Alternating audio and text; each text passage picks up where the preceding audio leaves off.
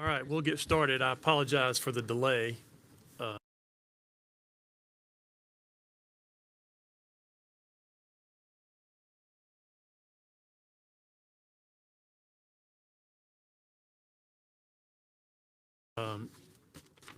General, I need to swear you in. And then I know that there may be some questions, comments that come up that you may want to have other people who need to answer a question. If there are people on your staff who you believe may need to speak today in response to a question, can we have them stand up as well? Because I'm going to need to swear in everybody who may be testifying. Is that all right? So anybody who may be speaking, if you will.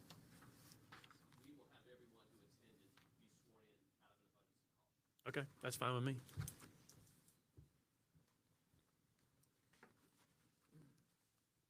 All right. Do each of you, yep, show me your right hand. Do each of you swear that any testimony that you give before the subcommittee today will be the truth, whole truth, nothing but the truth, so help you God? I do. All right. Did anybody not take that oath? All right. Everybody who stood, you didn't take the oath? Yeah. All right. Thank you all for being here, and thank you for this. So I before we get started and with the process today, and we have a good bit of things to go over, but before we get started with that, I wanted to make some introductory comments because I think it's important. This has gotten a lot of attention, and some of you may have been here we had a meeting, an oversight meeting this morning with the Office of Resilience that the Senator from Charleston, Senator Campson, chaired. And it was, as most oversight hearings are, very dry and boring and not a whole lot to it, but it was important work.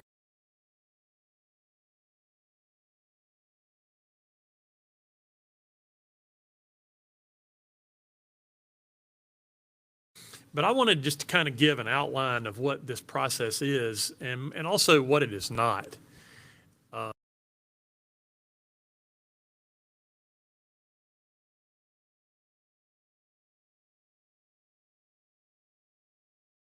Years that, especially after the deficits came about in 2012, 13, that time frame. Maybe actually it was earlier than that. It was 2009, 2010, I think. We did some oversight following that, and thereafter there were a number of us who thought that we needed to have a more robust legislative oversight process, and as part of that we needed to allow the executive branch to do the executive branch things, take those things away from the legislative branch, but that there needed to be a legislative oversight process. So this really came up when we created the Department of Administration in 2014, and both the House and the Senate began devising ways to have a more active and robust legislative oversight process. What we have here now with this Legislative Oversight Committee was created in, I think it was 2018, 2019, because initially we were doing our oversight through the individual committees. And we've determined that we could probably do it a little bit better by creating a committee that was focused only on this issue of that being oversight. And so when we created the office of the President of the Senate, we decided one of the duties that we would give that new position was that he would be able to chair this committee. And so this was created, I think it would have been in the beginning of 2019 then. And we've been operating on that process since then. But it's interesting though, this committee is one of two in the Senate where the membership is essentially equally divided on a partisan level. And that was intentional because when we created this process, we did not want it to be a partisan process. We didn't want it to be Washington. We didn't want that type of an environment because we thought this process was important and we wanted agencies to be cooperative. We wanted everybody to have buy-in to it. And so we have a much closer breakdown, evenly split on this committee than we have on almost every other committee. And that's by design because we don't want these hearings to be partisan in nature. Our idea with these things is to try to identify issues before they become issues. to try to provide some oversight, some looking over the shoulder of the different agencies, because the legislature is responsible to the public for providing funding. We think we then have an obligation to make sure the funding is being spent in the most appropriate manner. So that's one of our ideas here. But also, we try to do these oversights on the front end, as opposed to what you see in Washington, where there's a lot of, after it's already happened, then you have some high-charged meetings. We try not to do that, although that happens sometimes. VC Summer is a good example. Sometimes things will happen that you don't anticipate, and you got to find out what happened. But this process is designed to allow us to look under the hood at the different agencies and see what's going on, give the agencies an opportunity to explain to the legislature what's going on at the agency. And this is an oversight process, not of an individual, but of the agency. So in this case, General Wilson is the head of the agency, but this is not really about General Wilson. This is about the Attorney General's office.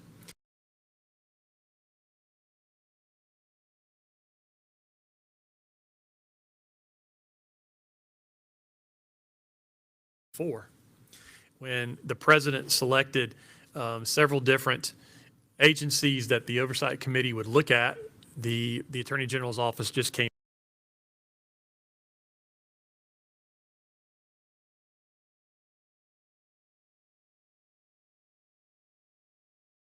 perspective. We can't do HHS and DSS same year. We just can't handle that. So we try to split things up, but we've got a schedule. Hopefully,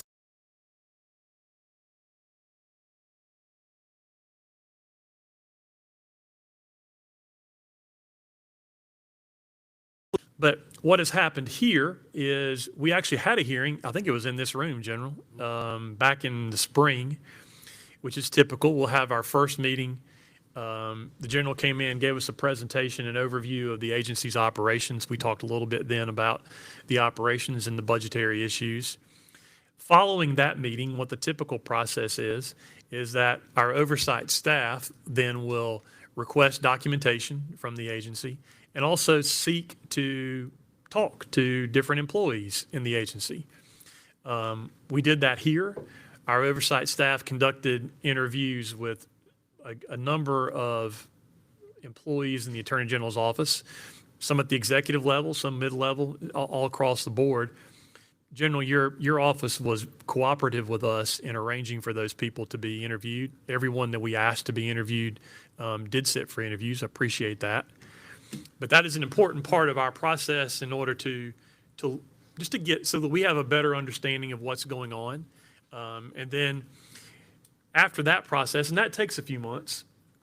Now, I'll tell you all candidly, I think staff was recommending that we try to do this earlier in the fall. And when we finished up the legislative session this year, I didn't want to be back here for a few months. So that's why we're doing it in November. But also to give time for staff to do the work that needed to be done. And so this is a regularly scheduled hearing to follow up based on that information. And what we're going to do in just a little bit is our staff has created a report of information to gain from the documents that we received from the office and also from interviews that were conducted. And so they're going to be, we're going to go through this list. There are some things, some issues that came up, some concerns that came up that we want to share, General, with you and with your team. And then there will also be some recommendations, some of which may be that the office could do some things differently, some of which may be that we need to do some things differently, some of which may be that we need to corroborate and work together to try to improve some things. But the overall goal is to ensure that that the agency, whatever agency it is, the Attorney General's office just happens to be the one in front of us, that the agency is doing what it needs to do to best serve South Carolinians. That's our goal with this process. And that's how we got to where we are today. So what we're going to do then is we're going to begin this hearing today, and our staff will begin by going through a report. General, you and Judge Young have been provided with a copy of the report that staff prepared, and I think we've also handed that out to members of the media so they can follow along as well. We're going to generally follow that outline on there. And I don't think you've seen this report till just now, but we're going to generally follow that outline. So you'll see some things that get raised and some recommendations that are made. Now, there may be some times along the way where we'll have some senators or staff jump in and ask a question. And of course, at any time, if you have a response that you want to make to anything that's there, you're welcome to do that. Just get my attention. And if there are other members on your team who we've sworn in already this morning, if you would like for them to have some input on a particular issue that's raised here, then we're happy to do that as well. Yes, sir. Clarification. So are you going to read through the entire report and then we're going to go by it, or do you want to do one section at a time and have us address one section at a time? We'll probably do it section by section. Okay. Having said that, because there are 5 or 6 sections, I think, 6 sections. Having said that, if there's a point that gets raised that a senator has a question about, we may start asking questions before we get to the end of the section. Okay? All right. So, General, you understand the process? Y'all good? Yes. Okay. Any opening comments from other senators on the subcommittee before we begin? No? All right. Who's going to start us here? Okay. Thank you, Mr. Chairman. You didn't have one of those? Okay. Thank you. Oops. Thank you. Okay. Thank you, Mr. Chairman. As you mentioned, I'm going to go through the preliminary findings and recommendations. I have grouped these items by subject area. There are 6 item numbers. We're just going to go through and interrupt me, please, if anyone has any questions. Item number 1 pertains to salaries, pay equity, and retention. Non-competitive salaries drive some attorney turnover. Executive pay and titles affect morale. Some executives have job titles and responsibilities that can be misinterpreted or misunderstood by middle and entry-level staff. Staff often describe executive leadership as insulated from the remainder of the office, and high turnover is especially acute in the PCR and ICAC divisions. PCR is post-conviction relief, ICAC is internet crimes against children. The preliminary staff recommendation at this point is to reform the salary increase cycle and ensure competitive pay. General, do you have any comments on that first section?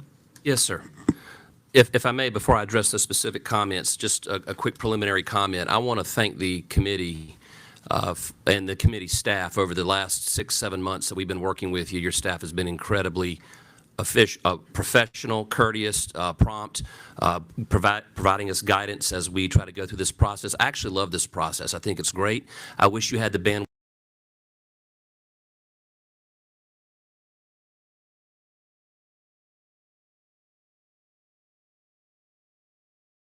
happy to do it again here, but I wanted to just say thank you publicly to this committee and its staff for how well you've all conducted this, and my team has been incredibly pleased with everything.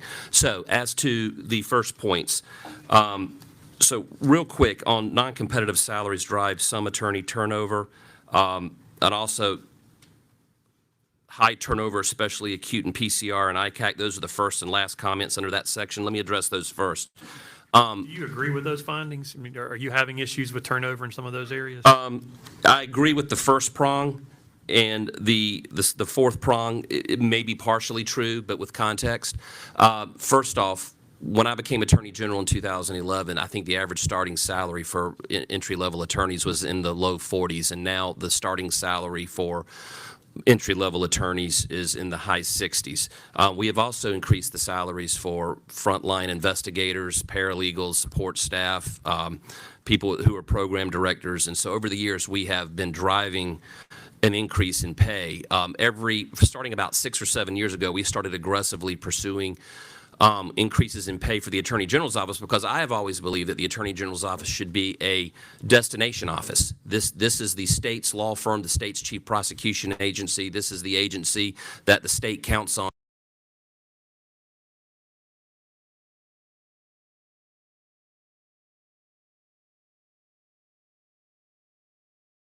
General Assembly passes. Oftentimes we struggle to compete with other agencies, state agencies, and we struggle to compete with local county agencies like solicitors' offices, because we may have 20 attorney fours but another agency might only have 1 or 2 attorney fours. So they can afford to pay attorney fours at the high end of the pay band, but we can't pay 20 attorney fours at the high end of the pay band. So it is because we have so many lawyers, and not just lawyers, but professionals, people with CPAs, with master's degrees, people with special certifications, Class 1 officers. They go through a lot of training to be able to do the jobs that they do, and it's hard for us to pay them at the high end of the pay band. So we started going to the legislature, and for several years, the legislature was very kind in giving us incremental retention pay, and that's when we started divvying up raising the salaries of all the members of our staff. We were omitted last year. We put in a request for significant pay increases, and that was omitted, and that is why we weren't able to do that this past year, because we didn't have the funding. Do you remember how much you requested last year? No, last year. That's right, 950,000 is what we requested. And the General Assembly fund any of that? No. There was nothing there? Oh, they funded for other things, but not for retention. Not that particular Not line that item. particular line item, correct. The high turnover, especially in PCR and ICAC, Internet Crimes Against Children, so I think it's a multitude of factors. I think pay is a component of that, and I have PCR. That is a section of the office where we can go find appellate attorneys in other offices. We can go find prosecutors from other solicitors' offices in other states.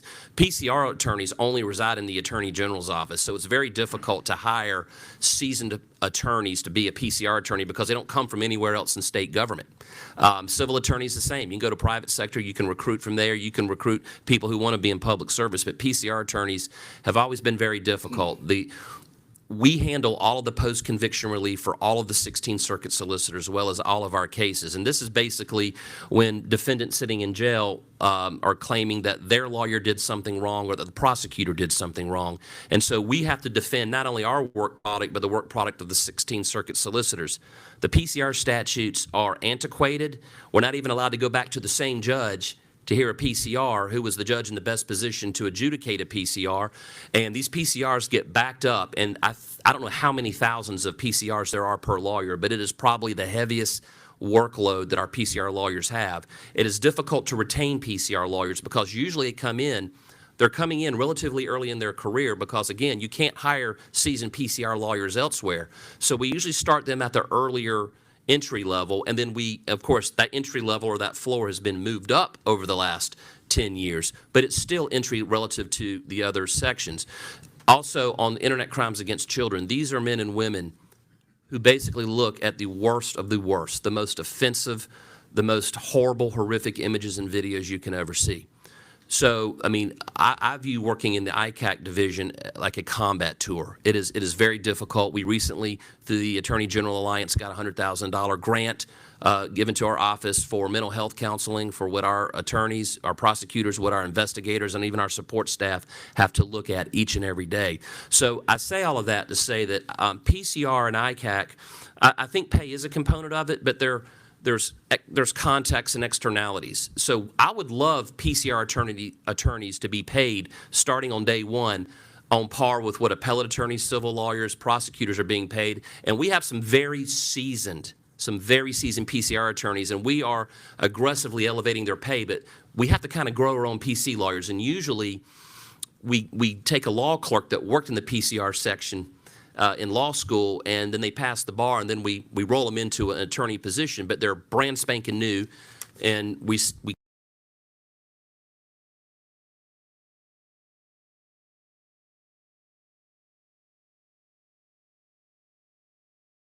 blame them. But that has been a struggle for 15 years. So I think it's a component of we need to reform PCR laws in our state because other states do it a lot better. We need to obviously get increased funding for all attorneys and all support staff, all investigators in the Attorney General's office. And on ICAC, I mean, honestly, they should get combat pay for what they have to deal with. So I do agree with that finding that there is high turnover, but there's context to it. General, could I suggest on the PCR stuff, particularly if the agency has recommendations on whether the right term is modernizing or changing, updating some of those laws, then maybe we could have a conversation about ways to improve that process that would serve to allow for some post-conviction relief when there is a legitimate issue to be raised, but also handle it from your perspective and having to, or the agency's perspective, and having to represent the state in those issues. But I think if there are questions on that process now, perhaps we could, I mean, I've been appointed on some of those. Senator Hutto's probably done some of those. I don't know if, I'm sure Senator Sabb, well, all of us who are lawyers have probably been appointed on some of those things over the years. That's the way you get out of it. Yeah, you prosecuted them. Yeah, then you're not eligible anymore. But Senator Hutto, do you have a question on this I point? do. Just for perspective, you talked about the pay bands or the grades. What is an entry-level lawyer? How much do you pay an entry-level lawyer? I believe $66,000 is our new floor. Okay. And then when you get to how many levels are there? You have, bear with me one second, Senator. So our pay bands are we have attorney 2s, attorney 3s, attorney 4s, attorney 5s, attorney 6s. Then we have deputy constitutional officers or unclassified attorneys, and then, of course, the attorney general. Those are the lawyer classifications. We also have many classifications for non-lawyer positions, like program coordinator at different levels, executive assistant, things, and, of course, investigators. Right. So and I know you said 66,000 for 2.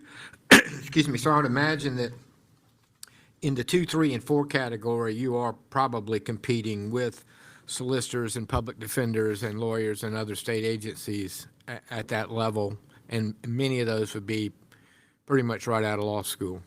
Is that fair to say? I'm sorry, you're saying that we're competing with an attorney? At that range, I would think that many solicitors' offices are paying in the $66,000 range, as are public defenders, and so as you are trying to hire attorneys, your competition within the government is from solicitors, public defenders, and other state agencies at those levels. Yes, sir, that is correct. Okay. I may add, Yeah. Senator, y'all know that pursuant to Section 170, we're responsible for approving all attorney salaries from all the agencies. They all come through me. So I actually have eyes on seeing what all the other agencies are offering. And when they come to me, I generally look to see where they would fall within our range, just out of curiosity, and to give me some perspective.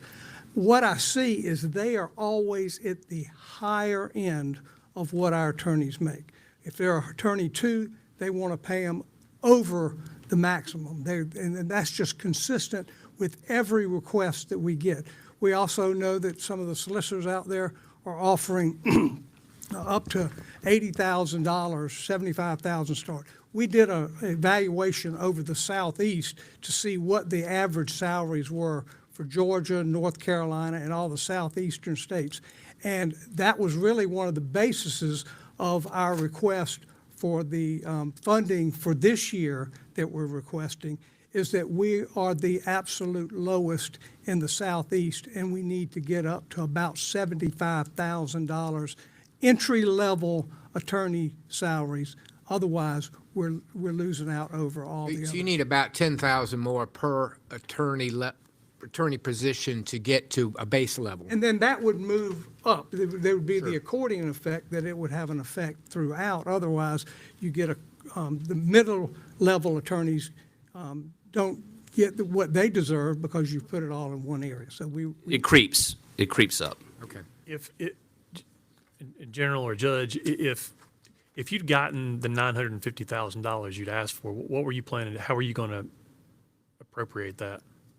And we were going to address that in another section, but a couple fine. of years ago, I created a salary review committee, and we can talk about that, and there's a process that we follow, but we were going to use that process, which we'll talk about in another section, to assign those or give pay raises across the board, not just with lawyers, but all staff.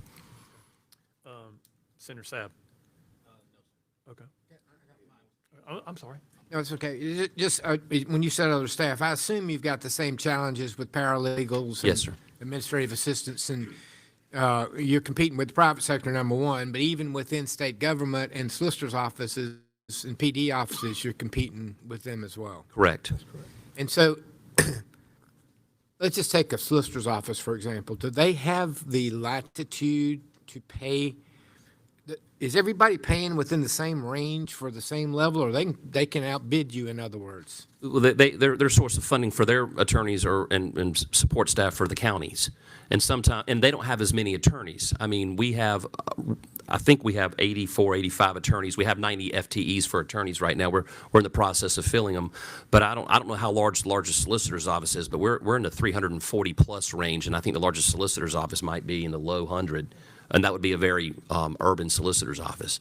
But we have a very large staff, and so obviously you can't, when you have more people to pay, you can't pay as high a salary unless you get that retention funding that we request.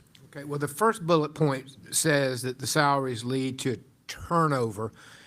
Can you address the issue of turnover? I mean, what is I don't know if you have a retention rate or average, how many lawyers do you have to turn over and hire new ones every year? Do you know? I mean, I'm looking right here at, I don't think it's broken down by attorney, but, we're having probably 60, 70 anywhere between 40 to 60 exit interviews a year, and that's not just lawyers. Is that a correct statement? That's a correct statement. So we do have turnover, but that turnover isn't just people leaving for money. That turnover could be people retiring. That turnover could be a family change in a situation. That turnover, bear with me one second. Okay, Jeff Young just provided me with the turnover rates. Our agency-wide turnover rate for 2025 is 12.7%. Attorney turnover rate is 20.86%. In 2024, the agency-wide turnover rate was about 1% lower. Last year, our attorney turnover rate was 14.19%, so it went up 6% this past year. It ebbs and flows. Right, so you lose 1 in 5 or 1 in 6 attorneys every year. About, yeah. Okay, I'm just trying, because, look, from my point of view, I want you to have the best attorneys, and I want you to have some stability. When you get an attorney who's doing a good job, the ability to be able to keep them and grow them is important, because if not, there's a constant learning curve if you're always getting people right out, nothing against people right out of law school, but at some point you hope that they grow into the position and you don't spend a good bit of time training them, you let them go and do their jobs. When I interview new attorneys, one of the things I ask people for is, I said, I can't make you stay here for 2 years. This isn't prison. You can check yourself out if you don't like working here, you get an opportunity. But I ask people to give me a handshake agreement that they will stay in the office for 2 years, because what happens is when you're training a new employee, whether they're an investigator, a paralegal, legal assistant, or a lawyer, or program director, or coordinator, that manager has to sit down and help that new lawyer pick up their file and move that case, and then before that manager can even start moving their case. And if an attorney comes to work for us, or any employee, and they leave 6 or 9 months later, then we have to start the interview process over, and it takes a couple of months to replace that person, and then that manager has to start all over with a new employee and hold their hand until they're up and running on their own. The whole point is to get lawyers so that they don't need to be managed, that they can go out and move the cases. So we always ask for a 2-year, at least 2 years. Now, we can't hold them to it, but that is what we're fighting against. Some people leave before 2 years is up because of a better opportunity, and our managers are constantly having to put down their files to help new employees pick up theirs, and that's just a cultural issue that we've struggled with. I'm just curious, did Bob Cook and Don Zelinka understand it was a 2-year commitment? If I could add, Shh, don't tell them that. if we could add on to that concerning the PCR, we have started a program. Hold up to your voice. I can't hear you. As we started a program several years ago called Senior Law Clerks, that before they take the bar, we bring them in, and then when they pass the bar, they're in a position to move right into an attorney position. So in PCR, we're getting ready to bring 5 on board in the next few months, as soon as they get sworn in, because they've already been working with the attorneys, getting ready, they're going to court with them some, and as soon as they pass that bar, they're going to be an attorney, and we've got 5 of them coming in shortly. If you're ready, I was going to address another point that you made. Go ahead. But are y'all finished with questions on that point? Any other questions from senators right now? No. General, go ahead. What I would like to do is hand all of you some exit interview data. And we have copies here if one of your staff wants to come.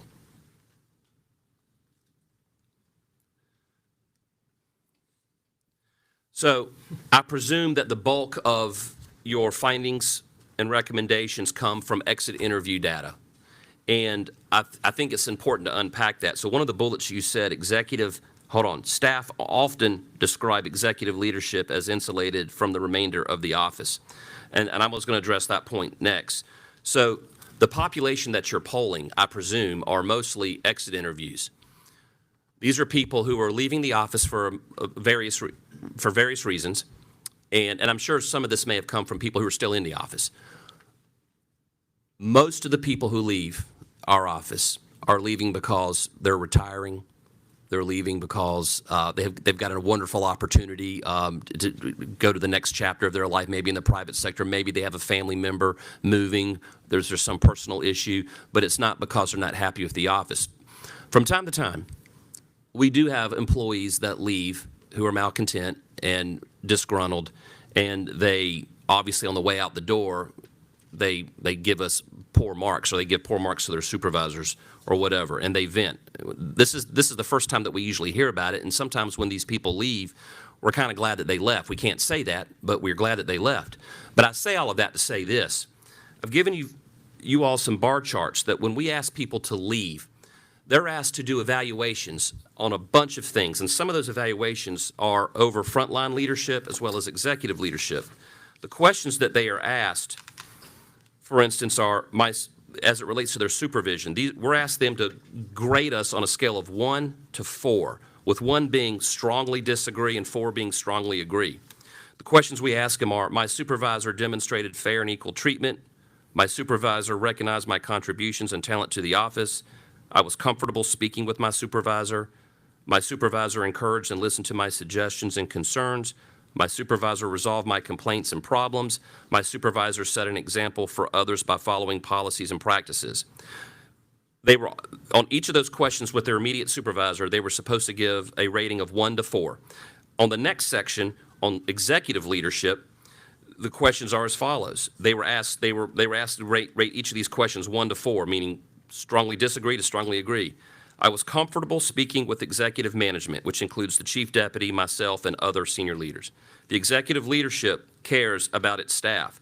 The executive leadership sets high standards of ethics and performance. The executive leadership makes me feel valuable and considers me part of the team. The executive leadership demonstrates fair and equal treatment. The executive leadership has given me an opportunity to develop my skills and abilities.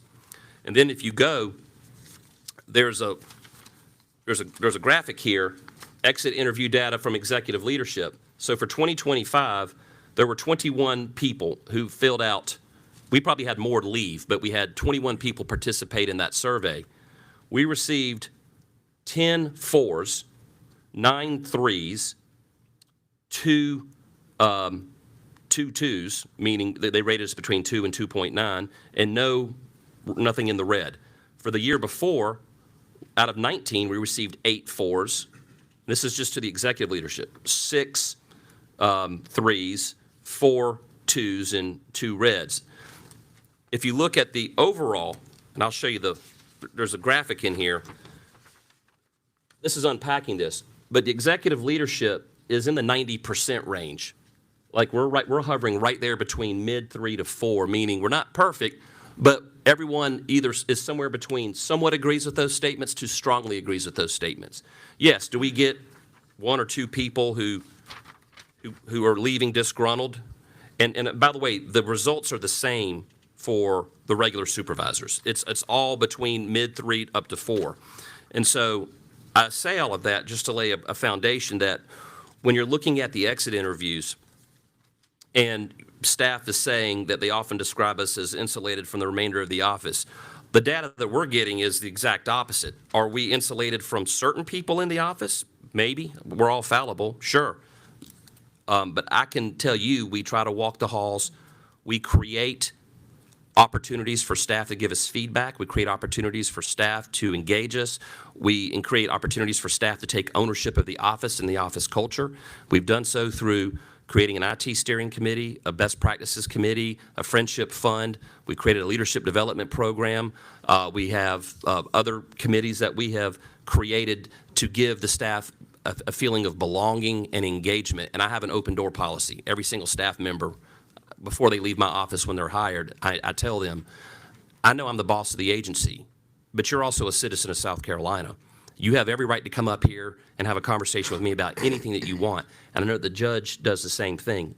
Judge, I'll let you make a comment. Yeah, again, I'm all over the place. The general, he said, he's committed in a lot of areas, but he's available.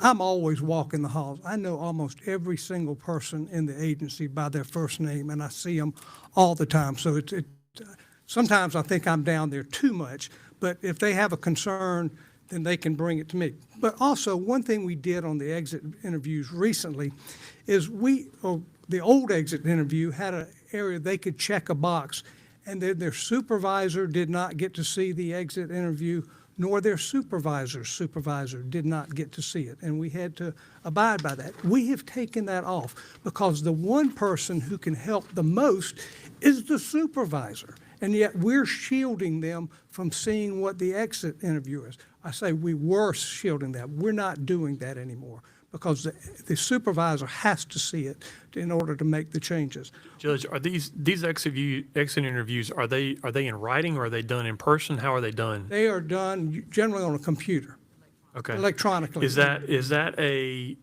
computer document that is created internally, or is that something that is universally used around state government? How does that work? We created that document because the things that they do are specific to the Attorney General's office. Are those interviews anonymous, or They are. do they? Well, do they- well, when they do it, but only the people who need to see it would see it. Before, we were shielding the supervisors from seeing it so that they wouldn't be But I mean, embarrassed. as far as when I say anonymous, I mean the identity of the now former employee. I mean, are these things done, do they Oh, identify no, themselves? No, they when do. They identify themselves. Okay. And then they make comments if they want to as well. So, I mean, it's not just click a box and be gone. They can write out something. We've had some very detailed ones that were very complimentary in the things that we're doing right. We've had some that were not so much. But I also want to go back to your original question on the ICAC. We talked about the attorney's salaries. We also have a need throughout the office for the investigators.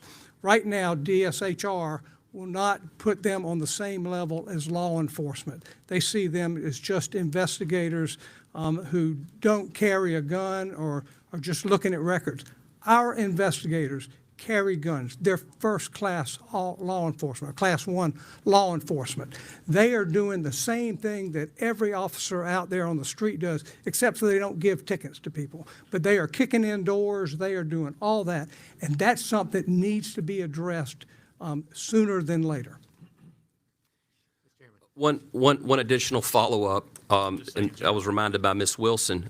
We also have an award program. Every year or every quarter we have a quarterly employee award, and we also have award of excellence yearly.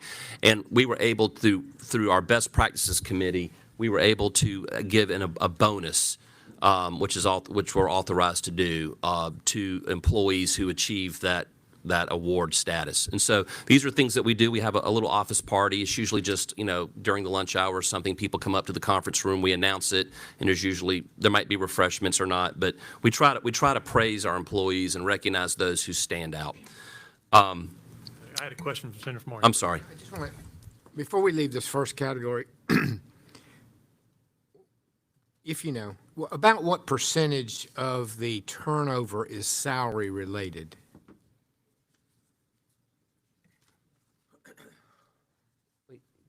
Don't we have it in the annual review under the HR section? If you give us a minute, we will try to locate that for you. One thing, I'll take this as an opportunity to educate you on something that you probably already know. When I became Attorney General, what I recognized, and I didn't see this in other state agencies, but there was never a point in time during the year where our agency was looking at everything we had done the previous year and, basically measuring our statistics, measuring our progress, measuring our impediments, measuring where we were doing things right, maybe identifying areas we were doing things wrong. So every year in the month of August, all of the executive leadership gets briefed by the senior leadership as well as the entry-level leadership, and all of their staff are allowed to come and sit in on this meeting. So everyone by section gets to hear it. And the point is for us, this is where we get our budget requests from. This is where we get our recommendations on what we bring to you all. Whenever we bring you a statutory change, it usually comes from our staff in our office. We also, this is an opportunity for HR. And what I'm about to read to you right here is HR briefs us on all of the metrics, all the statistics that HR tracks for us. So for 2025, 43% left for higher pay, 43% left for better opportunity. They'd probably check the same thing. Higher pay equaled better opportunity. Last year, it was 26% left for better opportunity. We had just given them a pay raise. Yep. I mean, they were on a sugar high, I guess. But but in years past, the opportunities are usually private sector jobs or other state agencies where they can make more money and maybe have less stress because of the nature of what we do can be very stressful. But we have this exit interview data, and I mean, you can't read this from there, but this is foible and you can have access to it. We want you to have it, and you can look by percentage the reasons for people leave.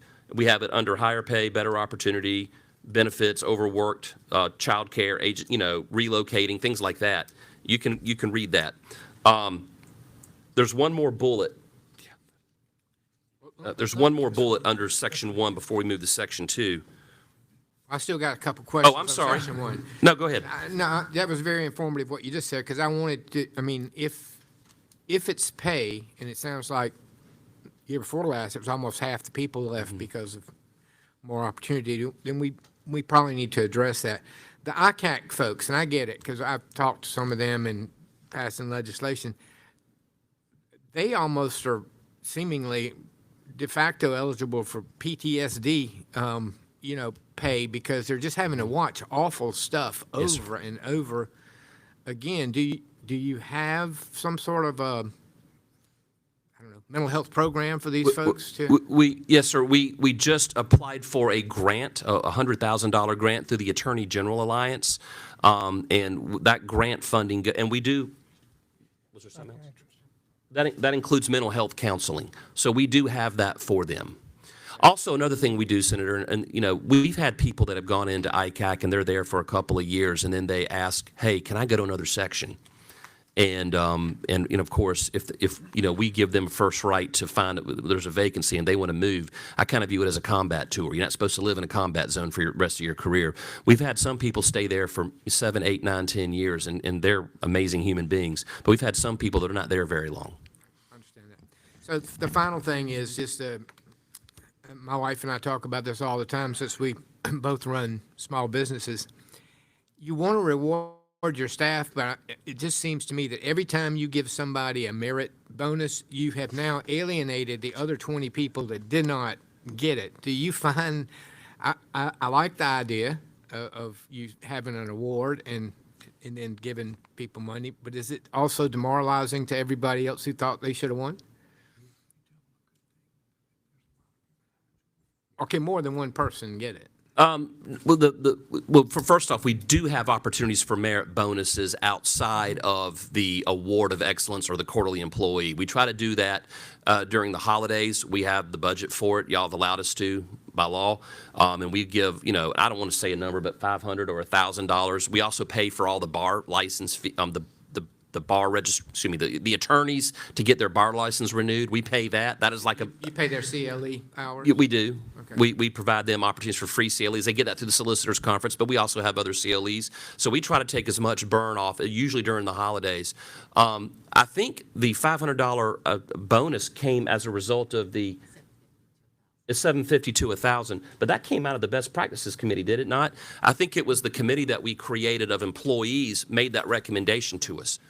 Was that all, Senator? I'm sorry. No, that is. I just, sometimes I find these ideas that sound good actually are counterproductive.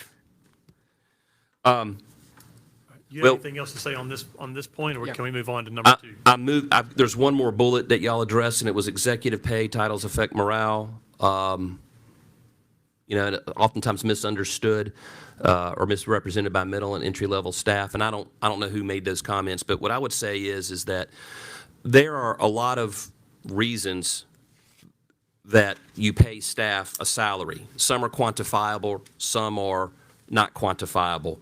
When I think of reasons that are quantifiable, it might be the number of employees that you supervise. It might be the number of years you've had in an organization.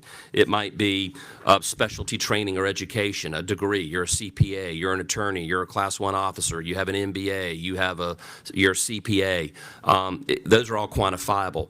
There are also non-quantifiable characteristics you have to look at such as the complexity of a job, interpersonal relationships that staff have. All of you are senators who have staff that that if you go to that staff, they know they have a friend or of several friends in every single agency in state government. And you go to them and you can get an answer faster than anything. And because of that relationship, that is not something you can quantify with that person.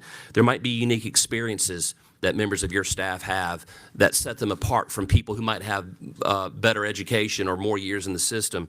You also have personal trust in people that you've been in the trenches with, people who you worked with for years, or people that helped you get to these jobs, right? And that you trust them. And so when you're building, I have 4 people who direct report to me out of 340 plus employees.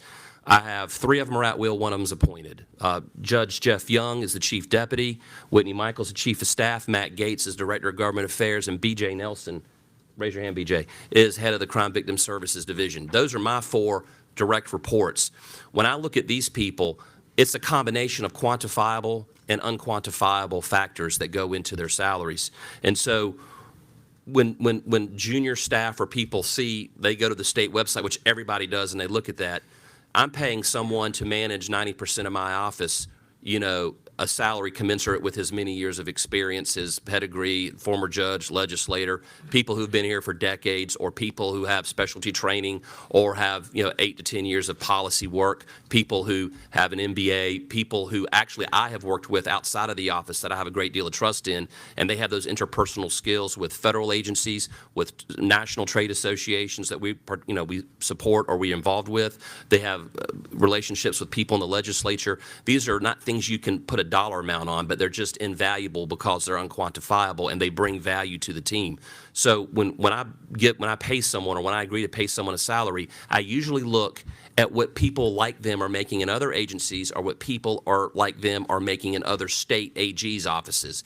And if you look at them, they are usually lower paid compared to other agencies and lower paid compared to other state AG's offices. But they are, relative to people downstairs in the office, they might see that as they're overpaid. But that is simply not the case. All right, let's go on to section 2. Thank you, Mr. Chairman. Item number 2 pertains to supervision quality and office culture. Quality of supervision, agency culture, and employee morale are frequently cited as reasons for leaving the office. Supervision is uneven, staff perceive favoritism, staff complaints lack consistent follow-up from HR and senior leadership. Supervisors attribute issues to personal conflicts or generational expectations, which may not always be the case. Some who were interviewed assert that the office's leadership development program, established in 2022, is sporadically utilized, underattended, and ineffective. Supervisors nominate employees to attend based upon unclear criteria. Some issues in exit interviews from 1 to 3 years ago were not investigated or reviewed by senior leadership, despite the office's personnel manual mandating a copy of the exit interviews be provided to senior leadership. The AG's office reported that a best practices committee was formed in 2023 to address concerns regarding office culture. Recommendations resulting from the office's best practices committee have been implemented unevenly. Many who were interviewed were not aware of the committee's existence or recommendations. Staff asked for all documents related to this committee. Documents related indicate that recommendations primarily pertain to dress and appearance, telecommuting, and a recommended email disclaimer, not broader issues of office culture. Thus, the preliminary staff recommendations: improve training for supervisors, standardize and follow stated HR processes for staff complaints, implement proper follow-up procedures for issues raised in exit interviews, Implement procedures to ensure that internal best practices committees yield positive change. General, I don't know if it's necessary for you to address each one of those bullet points, but I would like to give you an opportunity to respond to these general ideas, or these general concerns that are laid out here regarding supervision and complaints and how they're addressed, and then the culture that's created as a result of that. So- you want to speak to that?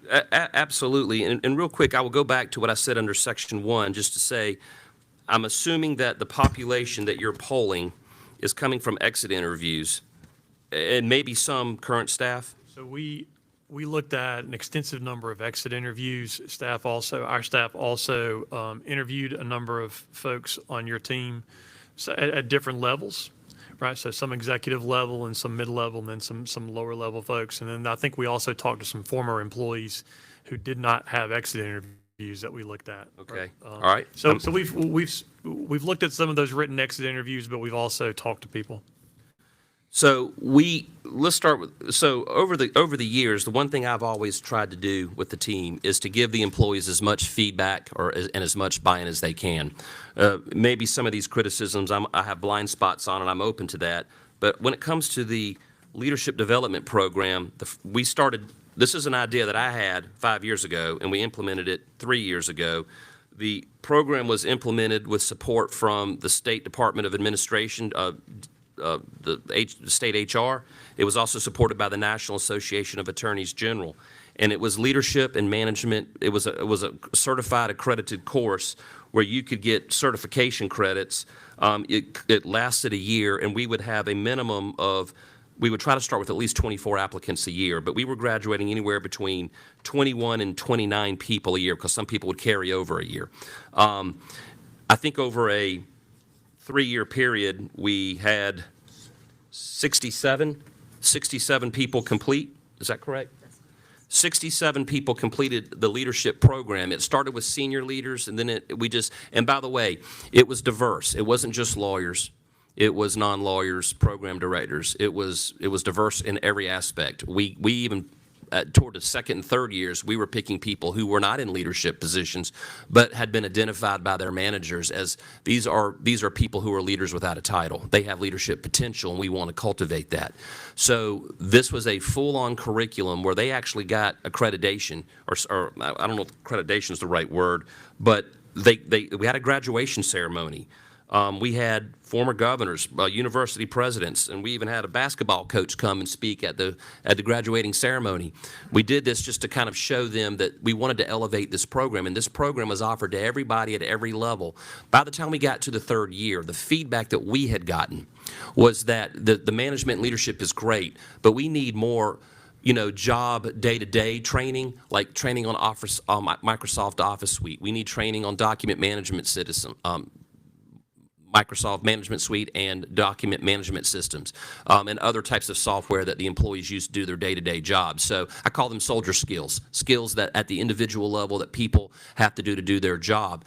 The intention is to come back and do the leadership again in a year or two. But again, we had we were 67 people down into a 340-person office. So now we are focusing on training for those other soft skills, as we like to call them. This is a program that we got overwhelming feedback from, overwhelming support. If people were complaining that they were not selected, the recommendations for selection to this program came from the front line and mid-level managers recommended to us.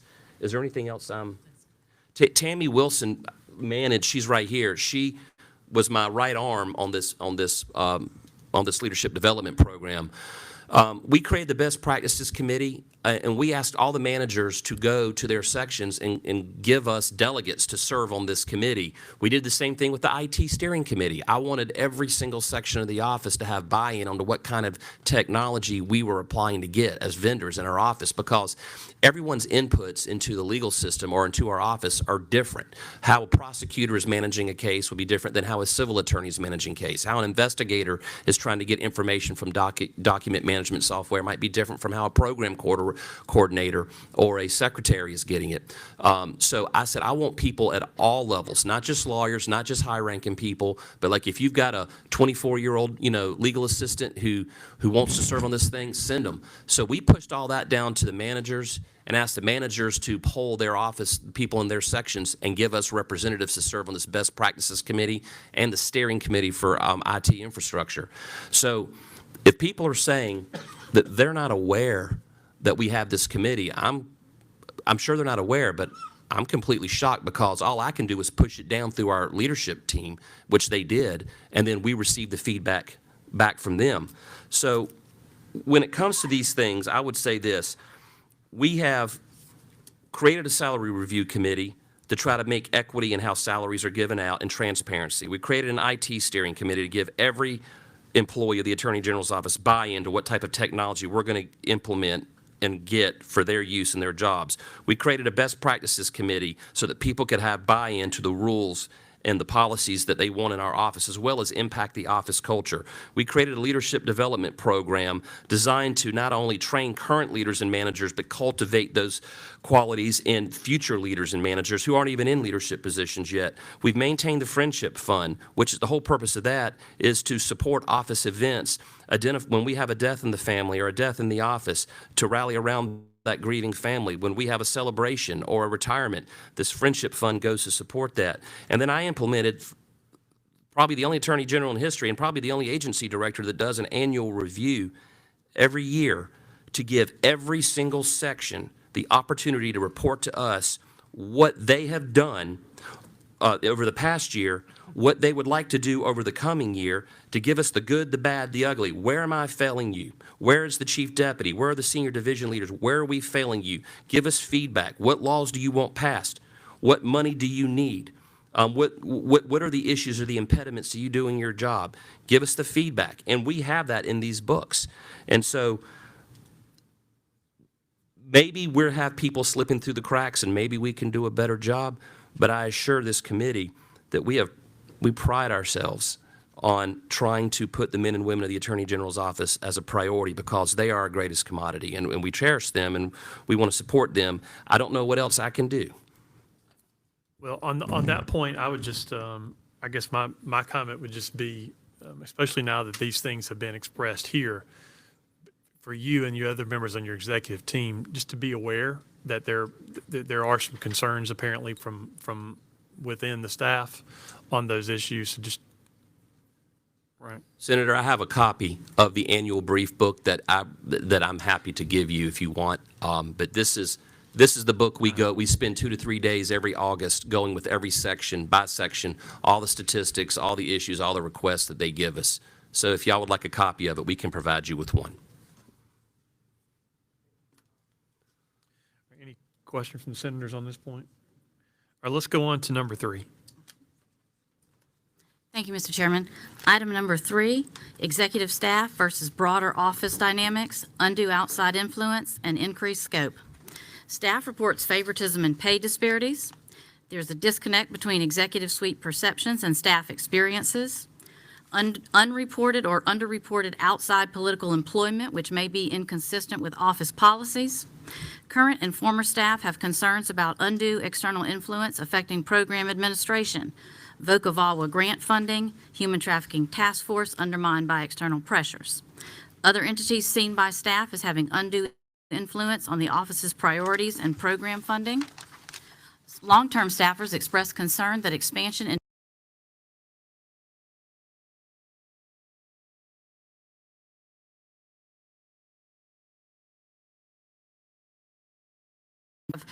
some of this is on the General Assembly. The General Assembly enacted statutes that added to the Attorney General's portfolio.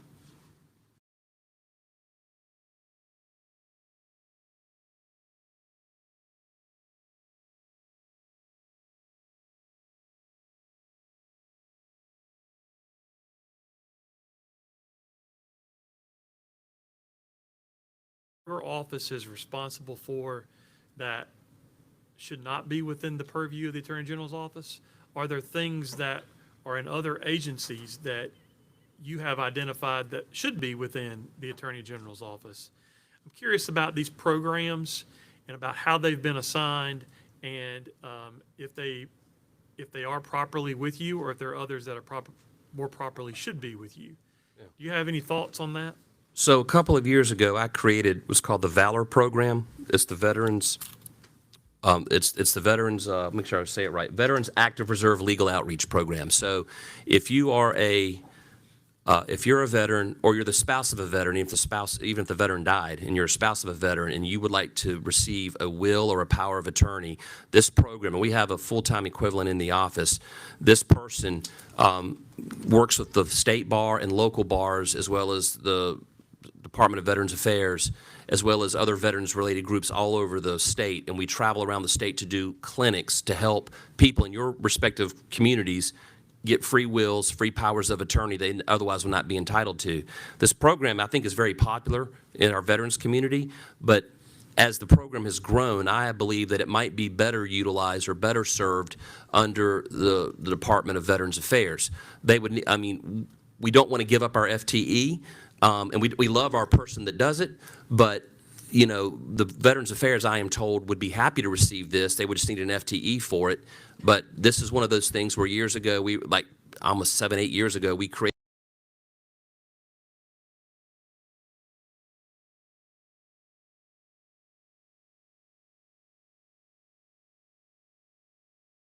in this section. I think that, I mean, in 2017, you consolidated all of the grant services for victims organizations, VAWA and VOCA, all the state programs that you all pass in your budgets. That is administered by our office. I think the Crime Victim Services Division is the right place for it to be. It has consolidated all victim services in the state of South Carolina.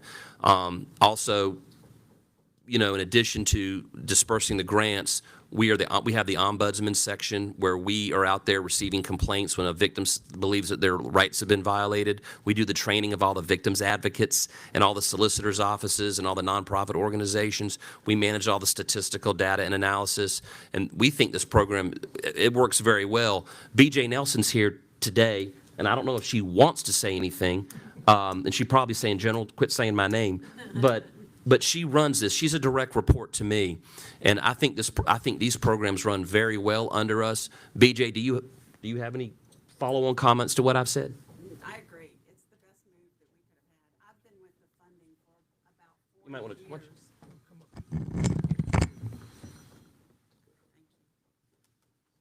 I've been with the funding for about 40 years. And we were in the governor's office, then we were in the Department of Public Safety, and then we got moved to the Attorney General's office. And I have found this move to be the best. Make sure they can hear you. Can you hear me? Okay.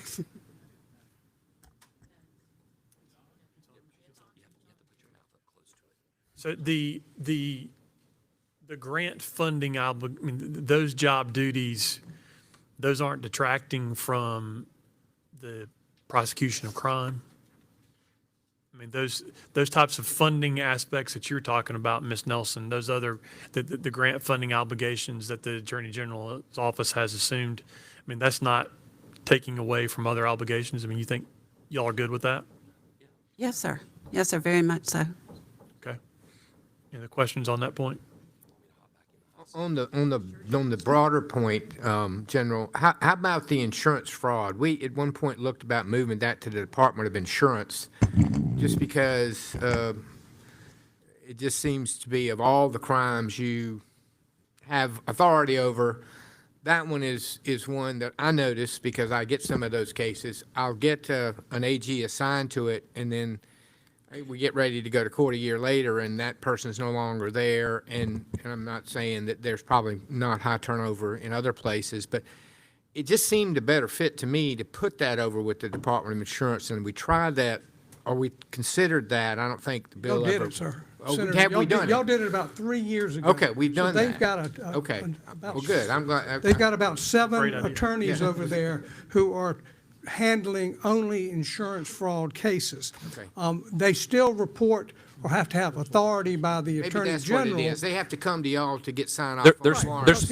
they're special assistant attorneys general, but I believe that the people regulating the insurance industry and the people that were catching the fraud over there at Department of Insurance should be co-located with the prosecutors. And so a couple of years ago, we entered into agreement with the director of the Department of Insurance to co-locate all of the prosecutors over there and with the investigators, but we still sign off on the indictments. All right, so maybe that was my confusion. When you say co-locate, are they your employees that are over there, or they're their employees?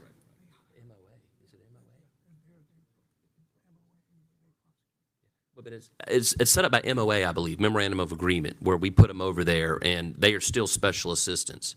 They But- are employees of the Attorney They General? are not our employees. They are Department of Insurance employees? Correct. 'Cause That when we- they want to pay give a pay increase, they have to come to me as another state agency, not as an employee of the Attorney General's office. Okay, thank you for clearing that up. Was that on that? Let's see. I think I want to move to another point. So there was one finding from probably an employee or someone leaving about someone working for us who has a political. I'm trying to make sure I got it right. Outside political employment. No, there's no one that works for me that does outside work in a campaign capacity. Now, I've had employees that worked for me on the outside with a campaign who came to the AG's office, and I've had employees who used to work for me who left. We had one employee who had a baby about a year and a half ago and wanted to be a full-time mother, but after, I guess, a couple of months with the screaming newborn, decided, hey, I need some employment, and she is now working for me on the outside. I had another employee that worked in our comms section with the public information officer in our office, and he decided he didn't want to work in state government, and he now works for me on the outside. But we do not have anybody that is doing both in the office and outside the office. It's very similar. You got governors, congressmen, U.S. senators, state senators, House members. You all have to go through a political process to get your jobs. Now, you're performing a purely official function, but you still have people that probably work in your staffs who have background in politics, and they probably advise you on the politics of what you do in your official job. It's no different in our office. When I decide to prosecute someone or not prosecute someone, sue someone, not sue someone, it is always going to be perceived through a political lens. People politicize everything. If we don't prosecute a person because there's insufficient evidence, they say we're passing on it, or they make up stuff. But we do have people in the office that say, hey, if you do this, this might be the outcome. But there is no one, that perception is wrong, and it would not be allowed in our office. Let's go to the next section. Item 4, investigator attorney tensions. ICAC investigator prosecutor frictions exists over workloads, plea deals, and inconsistent coordination. ICAC office being located in a separate building from executive staff makes ICAC staff feel isolated from leadership. The preliminary staff recommendation: due to the pervasive nature of these tensions throughout law enforcement and the prosecutorial agencies in general, coupled with judicial prerogative, this issue may be outside the scope of a staff recommendation. However, moving the ICAC unit into the same building as senior leadership could help with collaboration. Amen. I have been trying to move. We have the Crime Victim Services Division in a separate building. We have ICAC over in a private building across the street, along with Medicaid provider fraud. We have, who else? Human trafficking in VAWA across the street from us as well. So we have three pretty big sections that aren't even co-located in the dentist building. And I've been joking with our friends from DNR. We've been trying to kick them out for 10 years, and they've been trying to kick themselves out for 10 years because we wanted to take over their 3 floors.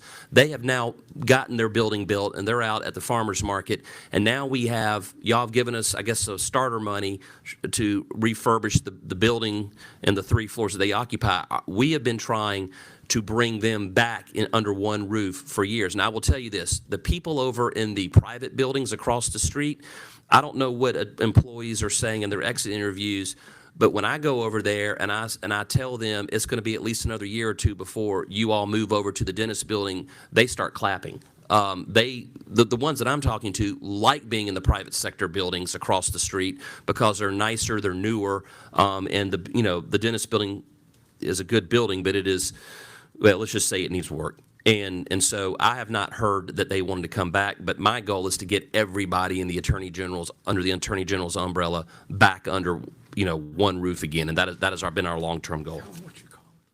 Well, I'm being encouraged to tell you what we call that program, and Tammy Wilson named it the Rapture, because we want to call everyone back home, and that has been our goal. Also, we are told, and I'm reminded, we met with Senate Finance and House Ways and Means staff earlier this year to talk about a long-term plan for all the State House complex and all the buildings. Should some of these buildings be razed to the ground because they're way outdated, they are not energy efficient, they are not conducive to modern-day work environments, we're busting at the seams, we're paying rent in multiple, this is not just my agency, this is every agent on the State House complex. So there is a study right now to look at, do we gut these buildings and try to refurbish them, or do we raise them to the ground and build back on top of them? And this is a decision and a discussion that probably happened in the late 60s, early 70s, when they were talking about, should we build a parking garage facility under the State House and put buildings on the State House grounds?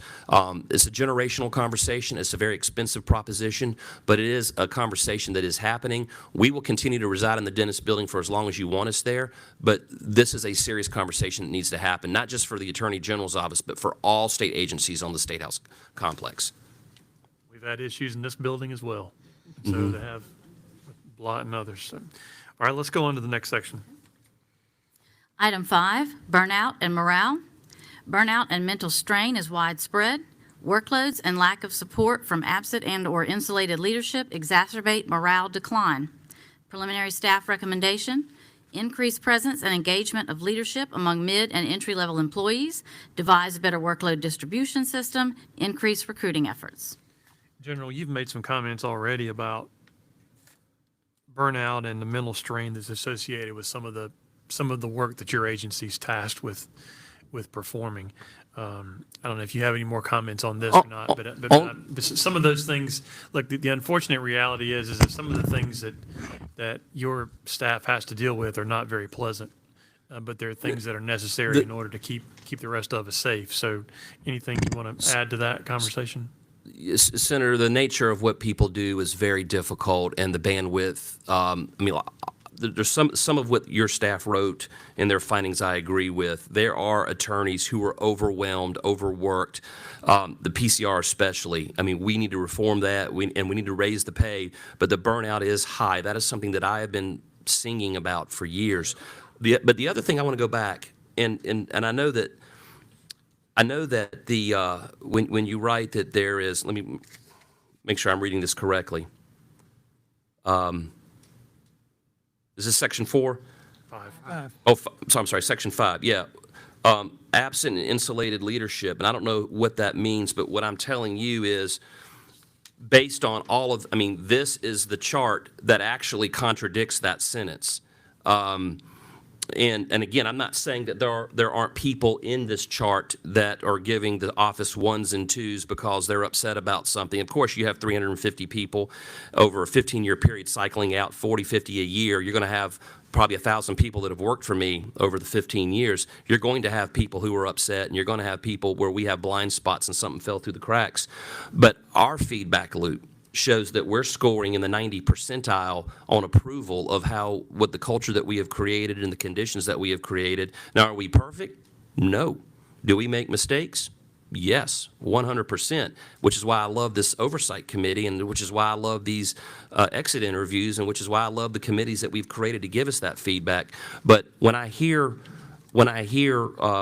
this finding that we're absent or there's a morale issue, that is news to many of us up here, because the judge walks the hall, I walk the hall, and we do the feedback interviews, and we're getting a very different perception from the vast majority of people who leave the office. I'm not saying some don't say that, and I'm not even saying we don't have some working for us now who say that. What I'm saying is all the evidence that we see is that people are overall very happy in the AG's office. Do they want more money? Yes. I want more money for them. Do they want better working conditions because of the age of the building and the mold and the technology issues we're having? Yes, I want that for them as well. But when it comes to absent leadership, I would say everyone behind me, including Judge Young and myself, have bent over backwards, which is evident through all the policies and the programs that we have implemented. We will continue to do better. Did you have a comment? Yeah. Yeah. Don Zelinka is head of the criminal division, and you want to say here about the judge? Don has been in the office since 1979, and he is head of the criminal division, which includes all the post-adjudication.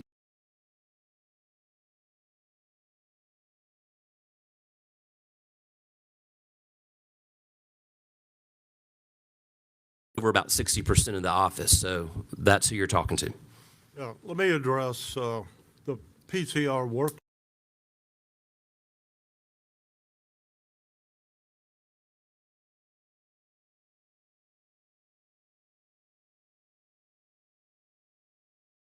Lawyers. We, through the use of the General Assembly about 5 years ago, we got two more FTEs to allow us to have potentially 14 lawyers to handle these things. Their caseload across the board for the unit is about 2,000 cases a year. lawyer? Pardon me? 2,000 cases per year per No, lawyer? Divided by the staff. And the problem is, about 4 years ago, we did have, 4 to 5 years ago, we had a lot of turnover with extensive vacancies that couldn't be filled, and we had already preset with court administration the number of terms of court. I think we had roughly 50 terms of court that staff would handle. Well, with the vacancies, it doubled up, tripled up to some extent, that staff responsibility to handle the caseload that was already being pushed on them. That caused some of the turnover at that time as we were trying to fill those particular vacancies. And that also impacted the morale of the folks that were working there because they were now basically not able to see where the future would be for them, because if the next one left, their life became a little bit more miserable. So what the general talked about was the senior law clerk. We've implemented that.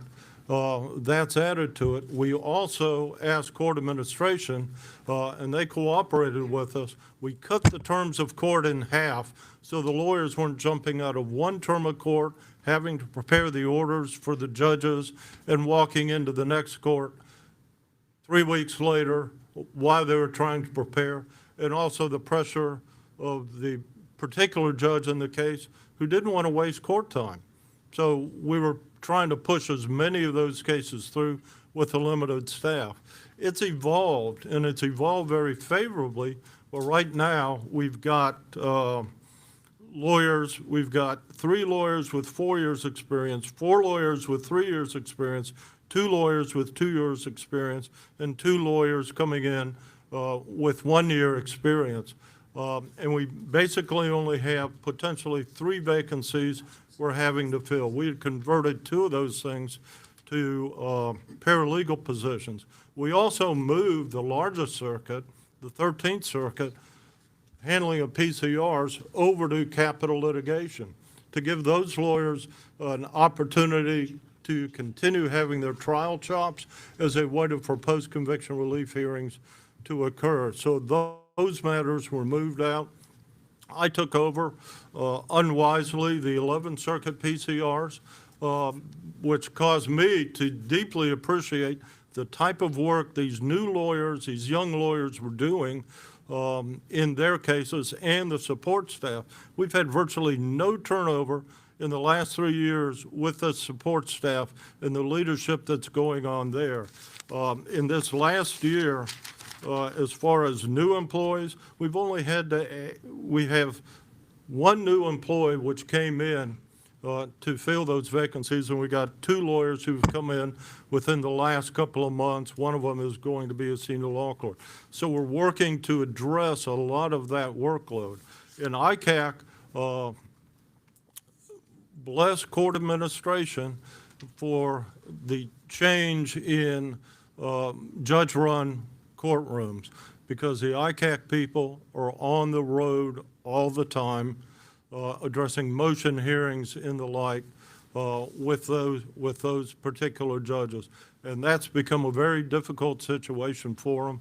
And a lot of the problems underlying all of this is recruitment, and I'm not sure if you're going to be addressing that, but the recruitment and filling those types of vacancies, we get very few applications to the office compared to the way it was 40 years ago when I started, to fill these particular spots throughout the office, but particularly in internet crimes against children because of the concept of that. There was a period of time that a lawyer didn't know what they were walking into. He was there one day, because he didn't realize what he was going to face. And the general touched upon it. For the past number of years, through the use of the ICAC funds, we have employed a mental health therapist who's available on call for any employee in ICAC, but also for the ICAC task force investigators who work not directly for us, but with us in pursuing these. We have 128 partners across the state in law enforcement and other agencies that can participate in this program as well for mental health counseling. But that's all I had to say. Tammy Wilson wanted to provide you another data point. She is the director of the administration for the Attorney General's office, and people say we know a Wilson runs the AG's office, but they don't know which Wilson. She is my right arm when it comes to procurement, IT, finance, I mean, all the support staff. She's my sergeant major in the office. So Tammy, go ahead. Yes, I just want to add a point when it comes to recruitment. We're aware of how tough and difficult it can be when it comes to trying to recruit for attorneys. It could be attorney, it could be a non-attorney, other professional staff. We have a recruitment coordinator who does an excellent job of making sure that we're reaching out, and we'll have the avenues such as LinkedIn. We try to do lunch and learns. We recently went to Charleston. We also have been to USC, their law school. We also try to work with the different college campuses to make sure that we are identifying and that we're out there trying to be on the forefront, that we can identify the talent that is out there. And also we have a program that we offer to staff is an employee assistant program. The agency pays for that. It's not paid for by it's not part of your health insurance benefit, but it is paid through the agency. It's called All-in-One. And if staff is having some issue with some personnel problems, they're having some problems with maybe a death in the family, maybe they're going through a difficult challenge in their life, this is another area that they can seek out through what we call All-in-One. It's more like it could be considered like a mental health capacity, but it's just another avenue that the staff can use if they have services. If they don't want to talk to their manager about it, they may want to talk to a complete stranger. But that option is out there, and it gives them a place that they can discuss these things where they don't feel like they have to go directly to a manager. They may not even want to talk to their spouse, but that's the service that is out there that we offer to the employees in the AG's office too. Yes, sir. Senator Is Hood. that, Ms. Wilson, is that service utilized? I mean, are people aware of that? Because one of the issues that's highlighted here is there is some mental strain within the office. Do they know that this is available? Yes, sir.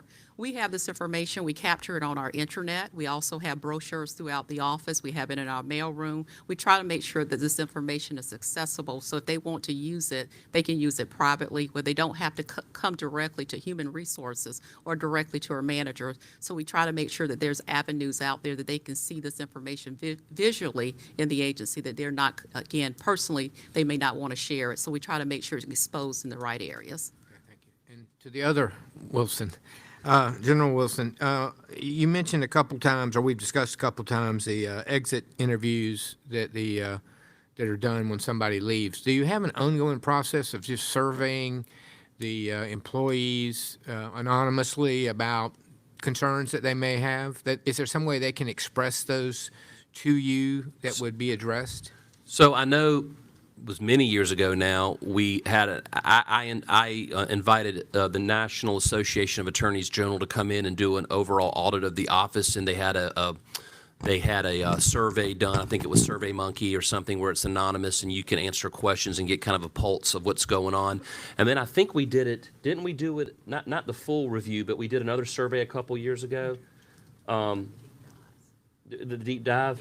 Yeah, and a couple of years ago, I also had kind of like a person who performed the role of kind of like an an internal inspector general of the office, that they left the office. But if there was an issue, this person would do a deep dive and interview employees and provide them the opportunity to give anonymous feedback through something like a survey. I think we did it a couple years ago. Is it something that we do every year or every other year? No, but we have done it a number of times, and it's actually, probably a good idea for us to do it more frequently, because I think anonymous feedback is good. And again, I tell folks, if I don't know the office is broken, I can't fix it. So this is a good way to do that. And to that point, if I was working for you, or working in the office, and I had an issue with something my supervisor was doing, and you've already said, but only 4 people can report to you, I don't want to report to my supervisor because he's my problem or she's my problem. What's the mechanism by which I would get word to somebody other than my supervisor that I think there's a problem with my supervisor? I will tell you what I say, and then I would invite Jeff Young or Tammy Wilson to opine as to the policies in place. Whenever a new employee comes in, I tell folks, I always want people to use the office chain of command. If you have an issue with another coworker or with a manager, try to resolve it with that manager. Because if you walk into my office to complain about your manager or your manager's manager, the first question I'm going to ask is, have you talked to them yet? However, I also recognize what you said is true, and I agree with you. I've told folks, if you're ever in a situation where you can't address something with your manager, or you feel intimidated, or if someone tells you that you can't come to me or the chief deputy, that is the one time you can go around them and tell them and report to me that they will not let you come to us, or that they have made you feel like you can't come to us. I invite every single employee on every job interview that I've done, and they've sat and heard me say it 1,000 times, that I want to know if you are being prevented from coming to your leadership. I didn't know if you wanted to comment on HR or internal policies. Well, I will, because that has happened in times past, where an employee, usually what the route they take is they'll go to HR and talk to somebody in HR that they may have a hostile environment or something like that. And then HR will come to me, and we will sit down, talk about it. And if we need to talk to the supervisor, we have done that before. Or the division chief will handle it from there. And that has happened in the last several years. I do want to talk about something else that you brought up concerning the vicarious trauma. We talk about ICAC going on here, but we have a lot of areas in the office, the criminal areas, where there's a lot of vicarious trauma going on.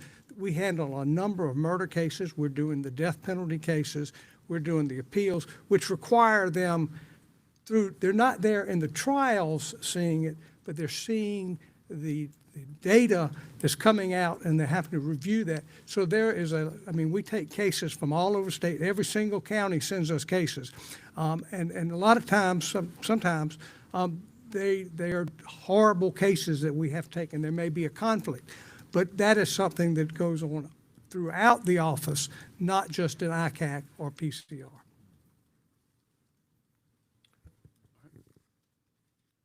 Okay, let's go on to the next section. Item number 6, representation of state agencies. Staff asked the office whether the provisions contained in SC Code 1750 create an absolute duty to defend state employees when an employee is taken to court. The most common situation is where an agency head, in his or her official capacity, is sued for an act or omission by the agency. The office first noted that it is rare for an agency to invoke that code, and when it is invoked, the Attorney General has discretion concerning whether to defend the agency. Do you want me to read the code? I don't think so. No, don't do that? No, You don't need to read the code. don't need to read the code, okay. They know what we're talking about. You know what we're talking about. They know what we're talking about as well. But go ahead. All right. Staff interprets this provision differently than the office. The Attorney General has discretion to determine whether the allegations leveled against the employee are based upon an act or omission that was made in good faith in the course of his employment. However, if the Attorney General determines that the act or omission did occur in good faith in the course of the employee's employment, then the office has the duty to defend the case. Fulfilling a duty is not discretionary. The office argues that the statute was intended as an authorization, not a mandatory duty. Moreover, the office believes that the flood of litigation facing agencies and their staff makes a literal reading of the statute unworkable within the current structure of the office. The office also notes that the tremendous growth of the Insurance Reserve Fund and the appointment of a general counsel in most state agencies obviates the need for a non-discretionary reading of the statute. Preliminary staff recommendation: amend the statute to reflect the actual processes and procedures that are employed to ensure proper representation of agencies and employees sued for acts and omissions that occur within their scope of authority. Mr. Attorney General, I want to give you an opportunity to comment on that, and I know that there may be some senators who have some questions on this one. But if you Well, have- do y'all just want to go straight to the questions? Well, I'll start off in saying there may be some others who want to follow up. It seems to me that there are a good number more lawsuits that are being filed these days against state agencies, at least more than I remember several years ago. I anticipate that to continue and increase. A number of and I could get into why I think that's going to happen, but I think a lot of that's happening because of the position that the federal courts have taken. We're seeing more action in state courts, and I think there's going to be more lawsuits related to the exercise of the police powers of the state, which necessarily involves state agencies on a regular basis. So I anticipate there's going to be even more lawsuits that have been filed, and I think there are more being filed now than have been in the past. We have regularly, and this is more the president dealing with this as opposed to any of us, but I know the president's office gets notified when lawsuits are filed in many respects. Sometimes the president has felt the need to intervene in lawsuits that typically we would not have been engaged in years past. And part of that reason was because that the Attorney General's office decided not to get involved. And we felt that we needed to in that case. But it does seem like we've been hearing more from different agencies who've been getting sued and who've been asking, what do we do? And whether that's because the Attorney General's office declined to offer representation in those respects, or whether they just wanted to go outside counsel route, whatever. But I do know this is something that has gotten some attention within the Senate, some conversation about whether the Attorney General's office is required to defend a state agency anytime there's a lawsuit, whether the Attorney General's office should be required to defend. What are the financial costs associated with that? What are the financial costs associated with the Attorney General not defending, which means we'd have to hire outside counsel all the time. These are some internal conversations that we've been having here, especially among legislative leadership, but I know there are others who have expressed questions about that as well. So I don't know if that's as much a question coming from me as it is just an expression of what I have heard, what I've been part of as far as the concern on this topic. But if you care to respond to those things that I've just mentioned, then I'm happy to have that. And then there may be some follow-up questions here. And I would invite, I will start off, I would invite Solicitor General Emeritus Bob Cook to sit up here because he's been in the office for 40-plus years, and obviously you all have his letter that he wrote. Okay, and then Jeff will follow up with Form 1s. General Cook. I'll start off. So first, there's two parts to the analysis. Are we required to represent agencies or officials in state government if they are sued or being prosecuted criminally? Is the first question. The second question is, if we're not required to do it as a matter of policy, should we do it if we're not required to do it? I'll take on the first one. And Bob is very versed in this issue, as you have his letter. Don't ever ask Bob Cook what time it is. He will build you a clock. But 1740 and 1750 are two statutes that y'all have referenced in the findings that have the words, shall, or it is made the duty of the Attorney General if things happen. And I would argue this. Under the state constitution, under Article 5, Section 24, the Attorney General is the chief prosecuting officer of the state. So the Attorney General as the chief prosecuting officer, you would think that would mean just criminal, but under State v. Long, Chief Justice Placonis wrote that chief prosecuting officer means for criminal and civil. In fact, the General Assembly had even codified that understanding of prosecuting officer when it drafted Section 1750, because it says, in the event that any officer or employee of the state or of any political subdivision thereof be prosecuted in any action, civil or criminal. So so basically, under the state constitution, as it is contemplated in statute, as well as contemplated by Supreme Court interpretation, the Attorney General in the Constitution is the chief civil officer and the chief prosecuting officer. Any statute that would mandate Attorney General to do something as opposed to having discretion, I think would be violative of the Constitution. So I would take the position it is discretionary, and you may want to reevaluate these statutes. Now, whether I should or whether the office should, that is a reasonable conversation to have, and I think you're right to ask us these questions. First, when you're undertaking to evaluate whether an agency of state government is needing to be represented, there's a couple things you have to look at. First, you look at the nature of the case. You look at the complexity of the case. You look at how intensive it is on discovery. Some of these cases that when we get sued, there's a securities case with the state of South Carolina right now, for instance. There are other cases out there that have voluminous amounts of discovery. I mean, thousands of terabytes of information, and these cases go on for a long time. While we have roughly 90 lawyers in the office, those lawyers are earmarked by job description to be a prosecutor, a PCR, an appellate attorney, a capital lit attorney, an SVP attorney. We have 2 SGs, and we have 3 opinion writers. Like you don't have the bandwidth to do these oversights more frequently. We physically do not have the bandwidth. Also, in the 1970s, there was Bob can tell you if I'm right or wrong on this, but it's my understanding in the 1970s, the Attorney General's office was the one-stop shop. We were the legal department for the entire state. But as state government got bigger, as it got more complex, as the issues became more complex, agencies started getting their own general counsel to handle the day-to-day advice that they needed on the law. And so they started developing their own little internal law offices within state agencies. They had their own general counsels.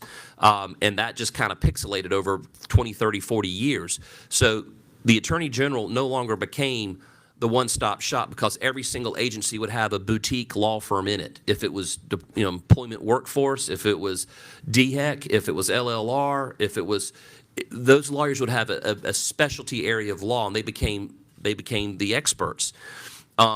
What was interesting is they would always want to hire the best, the brightest lawyers and pay them at the top end of the pay band, but whenever they would get sued, they would come to us and say, hey, we don't have the ability to do it. And we would say, on some cases, we would say, we can help you with this, or we can do this for you. But over time, as you, Mr. Chairman, said, the more lawsuits that are coming down, the more times we have to defend a law that y'all pass or defend a case against the state, our bandwidth has become very tenuous. So if y'all want to return us to the law firm of the old days, then that is a conversation we can have, but that would require us to increase the size of the Attorney General's office. Right now, we have it set up so that agencies, when they are sued and need assistance, they can call us and ask us to do it, and we will evaluate it on a case-by-case basis. We've done this with the Department of Education. We've done this with a few other agencies. Or they can submit a Form 1 where they can hire an outside law firm to represent them on an hourly basis, and we are the approval authority for that. Bob, did you have any extra information to provide? 1750 has been around since 1960. Mr. McLeod drafted that statute because the office had been representing agencies with what he believed was no statutory authority. That's why it was put into play. But the Attorney General over the course of a century has never handled all of the state's litigation.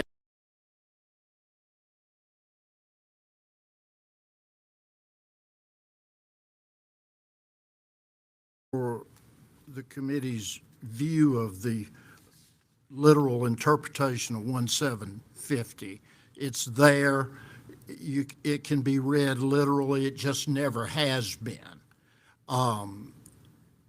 But 17170 is always it or some similar version which allows the agency to hire outside counsel has been always around as well.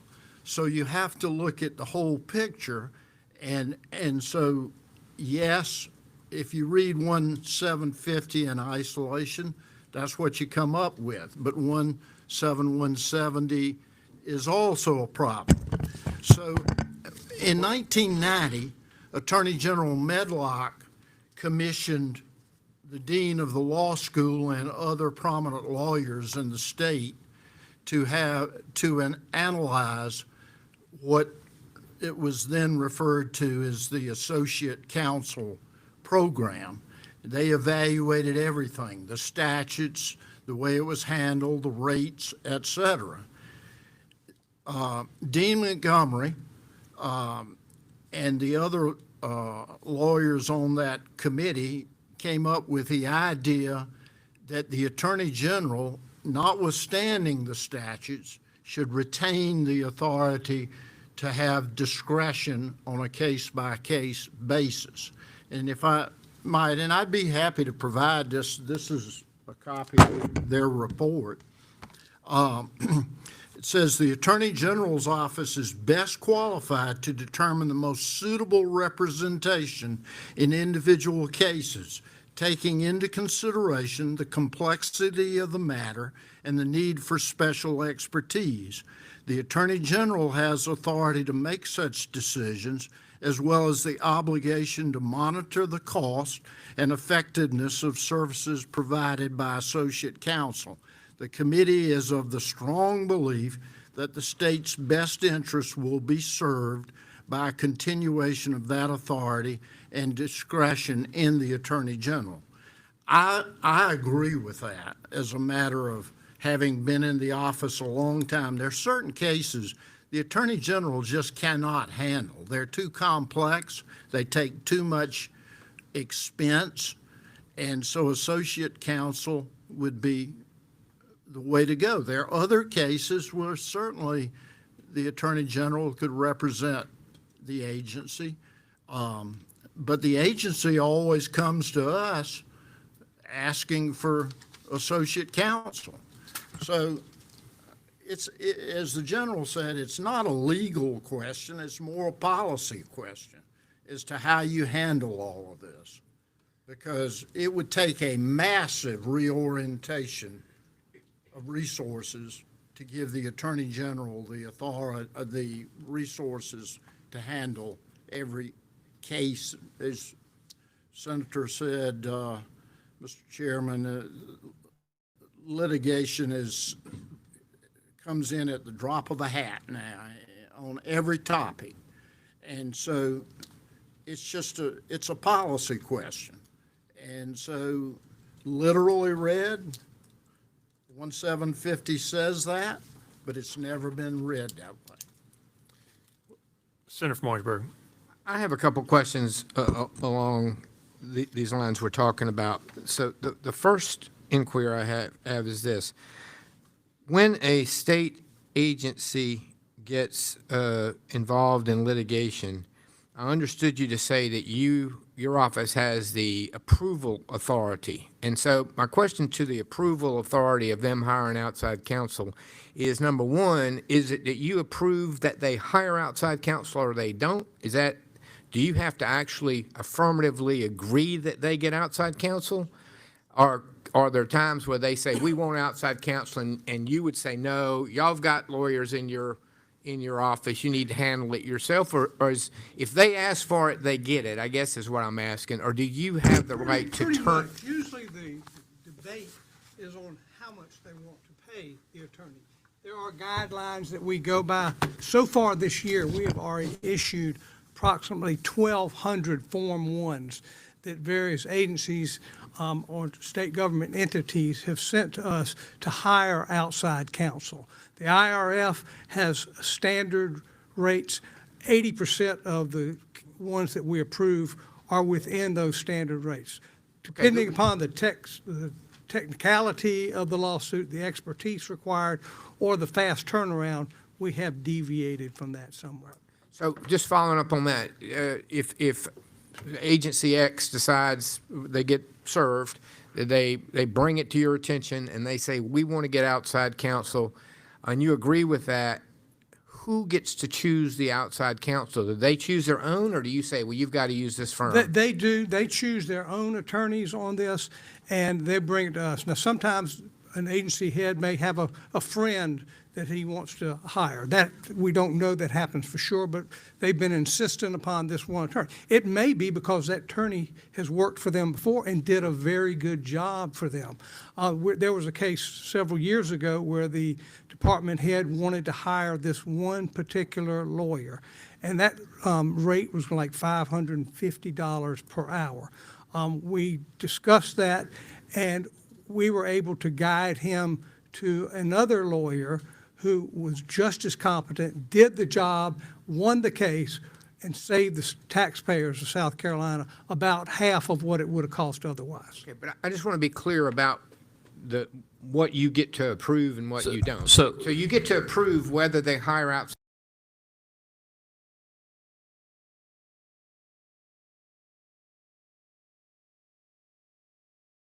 Approval process. That's correct. Okay. No, this is a section that Jeff basically. Steve Lynch. Jeff and Steve Lynch, who's sitting in the back. Steve, raise your hand. He's over the civil division. They evaluate all these for me, and if there's an outlier, they'll come to me. As a general rule, you're right. If you bring Dewey, Cheatham and Howe law firm to, we want to pay them $1,000 an hour and to represent Acme agency, we would say, well, $1,000 an hour is way outside the realm for what we can find another firm. We might say if Dewey, Cheatham and Howe is willing to come down to this rate, we're willing to do it. But by having the authority to say no to that amount, we can say no to the law firm. We generally try to be as deferential as possible because executive branch agencies have their own budgets. So they have to be accountable.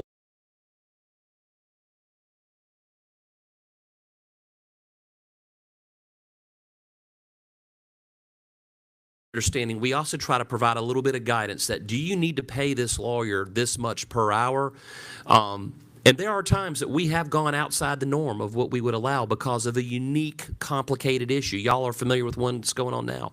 So we have, at times gone above it, but we try to keep things within a median but so yes, to your question, we do have the authority to say no to a law firm. We do have an authority to say no to the amount of money that they're asking, but generally, we always try to accommodate.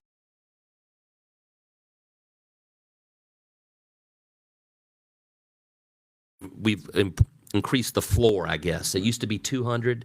And that's $230 for a lawyer over 10 years.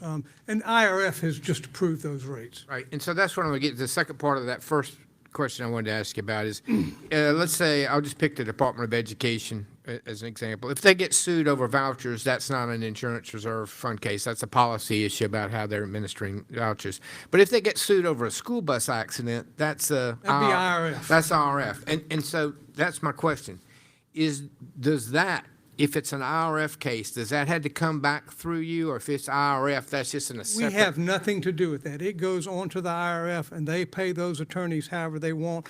The torture or the cost that it is. It's only when there's an issue like policy or they're getting sued on something different that then they'll hire an attorney because they don't have the expertise. Which gets back to the interpretation of the statute we're just talking about, that you have a duty to defend. It's actually IRF that has the duty to defend if it's a tort-based case, right? And then y'all don't have anything to do with that. IRF chooses or approves the attorney, IRF approves the fees that are paid. That's and correct. y'all don't do that. That's correct. What about when a state agency is sued, and y'all decide to approve it? Do the fees, copying fees, filing fees, whatever it might be, does that go to the agency, or do y'all have any role in determining not the attorney's fees part, but the cost part? We don't pay for cost. We pay for just the attorney's fees. We approve a particular attorney based on his years of experience and expertise in that particular area. We only approve the attorney's fees. The other costs, that's absorbed by the agency. Actually, all the costs are by the agency, including the attorney's fees. We have nothing to do with that. All right, now We don't pay for paralegals either. Okay. I want to switch to the second inquiry I have, which is, how about civil cases where you delegate a law firm to make a claim on behalf of the state, in the name of the state, and you authorize the payment of outside counsel for that, and that may be on an hourly fee, but it might be on a contingency fee, is that right? We We have litigation retention agreements, call them LRAs. All right. Yes, With multiple law firms, is that what you're you saying? can have multiple law firms. That's happened before. All right, but I mean, on every case that you might, if, like, the pharma, the opioids case, you would recognize that there's potential for the state to make a claim, and is there ever a case that y'all handle those in-house? Yes, sir. Okay, so you might make a claim in-house and settle it without outside counsel, but if it goes into litigation, most likely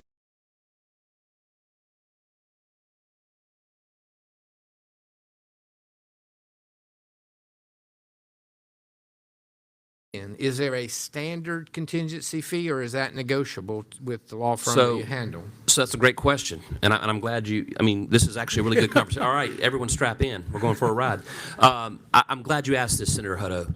So I inherited the contingency contract, and by the way, the people who drafted the contract, Sonny Jones, raise your hand. So Sonny is over the Consumer Protection and Antitrust Division. I just want to identify our leadership, who they can come up here and drill down if he wants to. The harder the questions get, the further back they're sitting from you.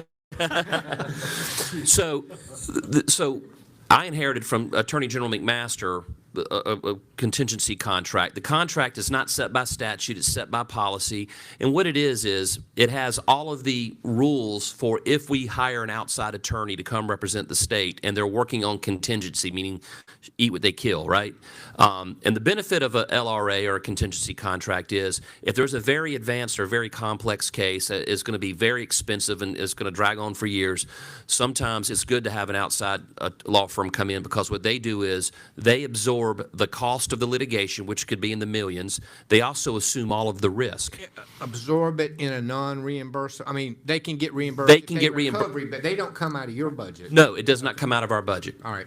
So they absorb the cost of the litigation, which they can recover, which is set out in the contract. But they could lose. They could lose and get that's- zero. That's the point. You wouldn't lose if they lose, right? But, and that is the benefit. Yes, sir. Okay. You're right. So the benefit of a contingency contract is, let's say some company does something that hurts the state of South Carolina, and we bring a lawsuit, and it's or let's say a law firm comes to us and says, we think this company hurt the state. Now, what I internally do in my office, we always go to the company and give them an opportunity to address the issue. We just don't sue people. We talk to them. Sometimes they might admit some culpability, 5-yard penalty, replay the down kind of thing. And other times the allegation is we're ejecting you from the game. You guys really screwed up. And if that's the case, we then make a determination, can the Office of the Attorney General do this case? If we can't, we usually go, well, not usually, we literally almost always go with the law firm that brought us the case if we believe that they are capable of absorbing those upfront costs. If we were not to go with the law firm, that would create an incentive for no law firms to ever bring us cases that have hurt the state, because why would they bring it to the Attorney General's office if the Attorney General is just going to give it to their friend? So when someone brings us a case, and sometimes the law firm's bringing me cases, I don't know them personally. I know them by reputation. Sometimes I know them personally because I'm the Attorney General. I know a lot of lawyers in South Carolina. But we look at the case, we evaluate it with our team. If my CPAT team recommends that this is a meritorious case, then I call the firm back and I say, we believe that this is a good case. We've talked to the people that you've alleged to have done this violation of the Unlawful Trade Practices Act, and we're going to bring the case. Sometimes we might ask a firm, we think you should bring another firm on board because this is a big case, and we would feel better if for absorbing the cost that you bring in another law firm. Sometimes these cases, they will litigate for years, 2 years, 3 years, 6 years, 7 years. I want to say Risperdal was 7 years. It was 7 years. And you know, the biggest case in the early 2000s was Eli Lilly at $44 million. The next biggest case I inherited from Attorney General McMaster, which was against Risperdal or Jensen, and it was $127 million. And then the next biggest case was the plutonium case, which was $600 million. Speaking of which, do you never put a cap on attorney's fees? I mean, We- they just flat out get a contingency note? We even put if a- it was 20 We million? put a cap, Okay. and these are the issues, we've spent hours debating this. Think of an income tax bracket where the first umpteen million is at, what, 23%? And then and then the bracket goes up, and it's the next 5 or 6 million, it drops down to 19%. And then, and of course, it goes all the way up to 200 million, and it caps at 2% at 200 million. We never dreamed in a million years that we would go over $200 million on a recovery for the state. We just kind of stopped there. You got to dream bigger. Well, and here's the thing. We talked about, should there be a hard cap, that the law firm bringing the case doesn't get a dime over a certain amount. And what we learned is that if you're dealing with numbers as high as 2, 3, 4, 600 million, which we didn't think we'd get there, these firms are usually going 3, 4, 5, 6 years, and they're going without being paid. They're absorbing lots of cost, and they're absorbing lots of risk, and you want them to keep fighting, because once they get to that cap, where's the incentive for them to assume more risk? So we cap it at 2%. And there's also the appeals. They have to defend the case on appeal, and you have to pay them out of that as well. So you have to accommodate for that. So when you have a big case, it does stop, I believe, at $200 million at 2%. Is that correct, Sonny? So everything above 200 million is 2%. It doesn't drop any lower, but we capped it very low because we wanted law firms that might be litigating in big dollars for many, many years to come. So view the litigation retention agreement as kind of like an income tax bracket. You don't know what your income tax exposure is going to be until you get an income. We don't know what our attorney fees are going to be until they get a recovery for the state. Okay. So that the LRA, that we have 4 LRAs right now on our website. Well, you've answered that one. I got one final bucket of questions, which is this. Like everybody else, I see the news that Attorney General Wilson's holding a press conference. He's suing the Biden administration, or he's backing up the Trump administration, or he's, involved in litigation involving the border, or whatever it might be. It seems to me that is, you're choosing to get involved in that litigation, and it seems very political on its face. Who bears the cost of those endeavors? Well, first off, everything you do or don't do as an elected official is political. I mean, that applies to all of you. I mean, you vote this way, you don't vote this way. You sue, you don't sue. You indict, you don't indict. You say something, you don't say something. Everything you do gets viewed through a political lens. I happen to have a political philosophy, as all of you do. Sometimes we agree, sometimes we disagree. When a lawsuit is brought against the administration or in defense of an administration or against some national, or some federal bureaucracy for doing something, generally, the costs are shared by all of the states that are involved in it, and usually it's the cost of the time that the lawyers spend litigating. Very rarely do we have, I think when we defended the voter ID law back in 2012, there were some costs associated with that. There's sometimes costs associated when y'all pass a bill or something like the heartbeat bill. There might be some costs associated. But generally speaking, filing an amicus brief or signing on to a complaint is our lawyers talking with the lawyers in all the other states, working together, and there's really no additional cost. There's no additional cost to that. But let's assume there is a cost. Is that cost coming out of a line item in your budget, or is that cost coming out of money you recover in civil cases, or where do you get the money that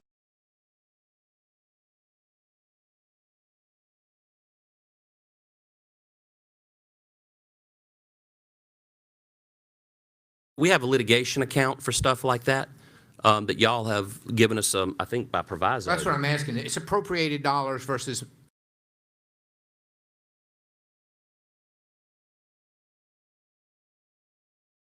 retention clause within your agreement that allows you to retain some of the recovery. We are, like outside counsel, allowed to recover reasonable cost.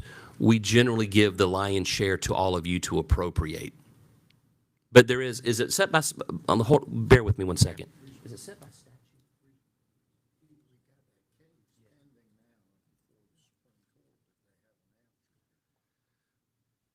So there's a case right now pending before the state Supreme Court on that matter. So that'll obviously be resolved by the court. But we are allowed to retain reasonable cost. You are allowed to retain costs from a civil recovery.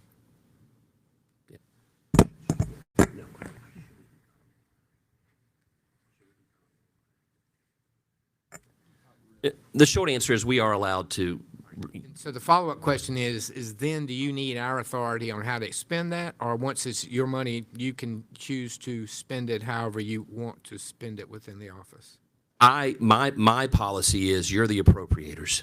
Okay. And all of that money should be turned Well, over like to for you. instance, in the Savannah River site, obviously, when the recovery was made, the lawyers were paid, and the rest of the money went into an account that ultimately went through the appropriations process. And that, I assume that's the normal way that we would do it. Like with this, we made the cigarette recovery funds, that money came back to the state during the Hodges, I don't think you were here then, but during the Hodges administration, when the big recovery came from the tobacco companies, it ultimately landed back to the legislature to appropriate some of those recovery funds. And I guess, in a way, there's a methodology for distributing some of the opioid recovery money and the big pharma recovery money. Generally, that comes back to the legislature. I advocated not to come to me. Y'all created a law that created the SCORF, I believe, the South Carolina Opioid Recovery Fund. That's correct? And it's a 9-member panel. We're the Right. legal advisor to it, but we don't have any authority over the appropriation of those dollars. Okay. Well, I'm not trying to conflate my issues, but I'm trying to get the answer. So when you decide to file litigation for or against a national policy, seems to me a discretionary choice of yours, which is, you're right, you're political, and you certainly can make that, and the voters can judge you accordingly one way or the other. But the question I have gets more to, with limited resources, and you talk about, well, we really need more money to fight crime or internet crime. Now you've got lawyers writing briefs, doing all this other stuff. And I say other stuff, and it may be legitimate other stuff. I don't mean to say it's not. But it takes away from the crime fighting part of what you're doing when you make these decisions to bring these cases and have these news conferences. And again, I'm not trying to criticize you for that. I'm just trying to understand the expense to the state of those decisions that you make. You know, and Senator, and I would always argue that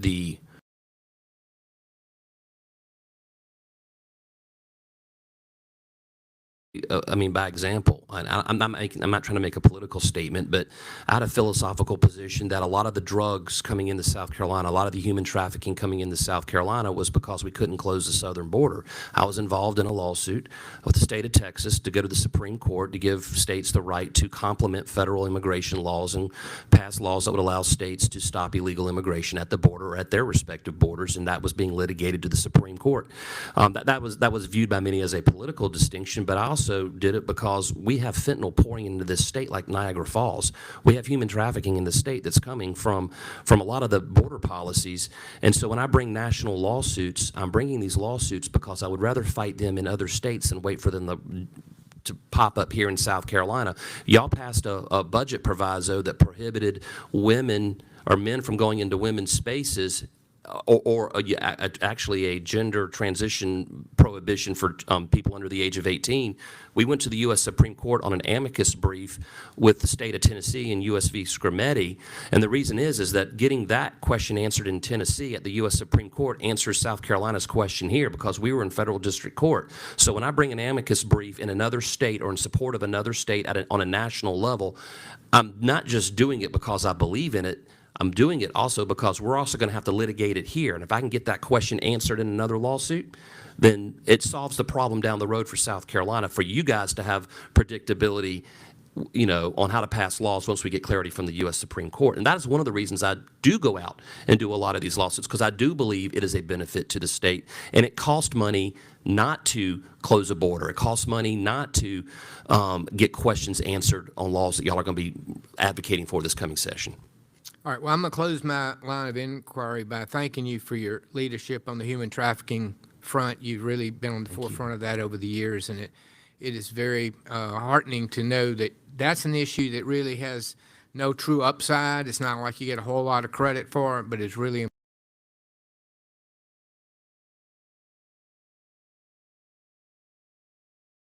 On this point from the senators.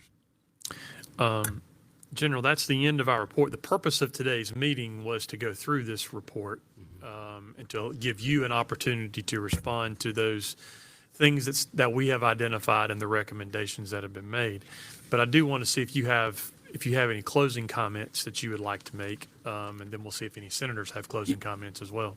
Yes, Senator, I do have, and I will start my closing comments with where I began my opening comment, thanking this committee, thanking all of you, thanking your staff. I have a very good relationship with all of you, at least I believe that I do, and even when we might have disagreements on certain things, we've always worked well together. So I want to thank the Oversight Committee and the staff that supported it. From all that I've been told by my team, you have all been professional, you've been reasonable, you've been responsive. We hope you feel the same about us. And I think this was a great process. I actually like it, and I wish there was a way that we could do more oversight more frequently.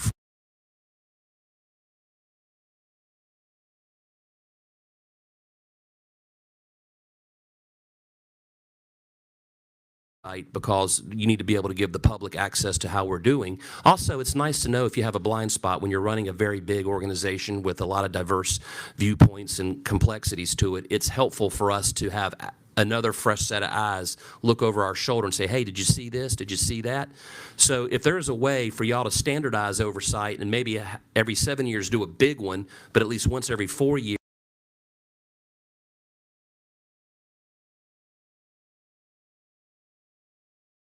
for us, and we want to be accountable to you.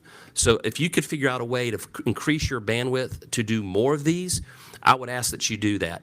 I would also ask one other thing, and I would like for your prayerful consideration. When you did your findings and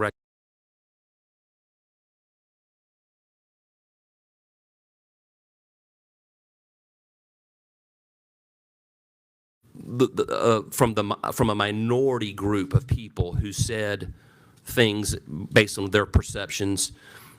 But I do believe if you look at the graphs and charts that I showed you, that if you look at the whole population of exit interviews, we're actually scoring very high on morale, on leadership effectiveness, on attentiveness, on listening, on feedback. We're not perfect, no. And I will read through your findings and recommendations and be open to the reality that maybe you have found some things that we need to work on. A better feedback loop for exit interview, it might be one example. But I just want to say thank you.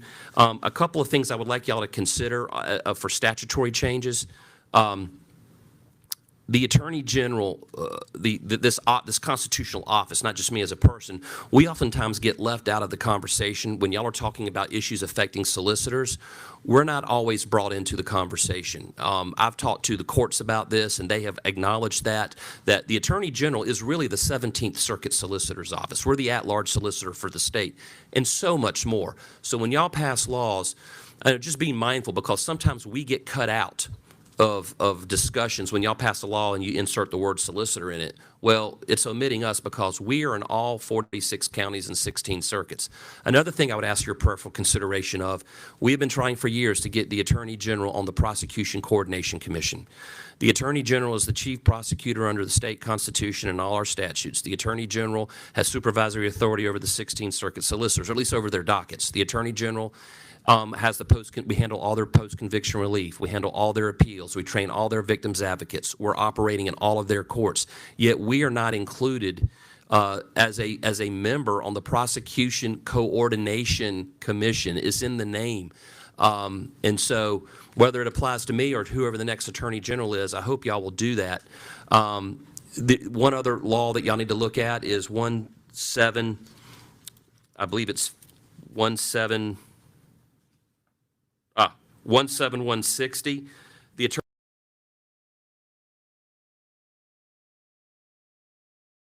in the past, what will happen is if somebody wants to hire a classified attorney, like an attorney 4 or 5, and they want to pay that person well beyond what that person probably should be making, if we deny that, what has happened in the past is they just put that lawyer in make them a program coordinator, or make them a fry cook. I'm being kind of funny when I say that, but then they put them in a non-classified position and then have them continue to do the legal work. Now, if y'all don't want us to have that authority, fine. But I do think there needs to be some clarity and cleaning up of that. So that was another law. Are there any other laws that y'all, PCR was another one, and we can provide you with some suggested changes. Anything else? Yes, last one. South Carolina started executing death row inmates this past year. This goes right back to my initial thought on how solicitors get put into a law, but AGs get left out. In the viewing room, you have representatives from the condemned, representatives of clergy from the family, from the victim, from the sheriff's department in the jurisdiction that did the prosecution, as well as the solicitor's office that prosecuted the case. The law does not contemplate that the attorney general's office prosecuted a death penalty case, and so there's no legal authority for us to be in there. The law also omits the fact that the attorney general's office is the one that handles that capital case from the day the sentence is rendered. For 20, that solicitor may have spent 2 or 3 years prosecuting that case, but we spend 20 years through the appeals process with it, and we don't even have a seat. And I'm not saying I want to view an execution. I probably wouldn't, but I think the office needs to be able to have the legal authority to have a representative in the viewing area, because we're the ones that have to defend it, so we should have the right to be able to see it. Senator Garrett has a bill to fix this. So he talked to him. But those are just a couple of notable thoughts. Again, thank you. We appreciate you very much, and I look forward to working with all of you as we complete this oversight process. Any other questions? General, the process from here out is there will be another subcommittee meeting. We'll get a finalized report. And in the meantime, there'll be opportunities if you or your staff have additional input for that report. There may be some additional changes here, but there'll be another subcommittee meeting like this. Hopefully it won't be nearly as long, but there'll be another subcommittee meeting for the subcommittee to vote on a final report. And then there will be a full committee meeting where we will make a report to the full oversight committee, probably in January. Mr. Chairman. Yes, Senator from Orangeburg. Would it, and you can say no, but would it be appropriate now that staff's recommendations have been made public and the general's position on those have been made public, that if somebody listening or hearing this has a different take on this, or somebody in his office, for instance, has a different take on this, that there be the opportunity for anybody in the public to reach out to our staff in the short, I mean, I don't want to wait till we get ready to do our report, but if in the next week or two somebody has listened to our concerns and listened to his response and has some valuable input, is there a mechanism by which they can communicate that to our staff? Well, first off, I would say absolutely. I mean, I would welcome that. And I would say even beyond whether it's the Attorney General's office or any other agency, or beyond when the oversight is taking place, that if somebody has some issues to bring to us, please do that. In this respect, the oversight staff has their email addresses that's on the agenda that's published online. So their contact information is there. There's also contact information online for the oversight committee that then could get to the appropriate personnel. But I think if there are issues, whether it be within the agency personnel or if it be others who have things that they would like for us to consider,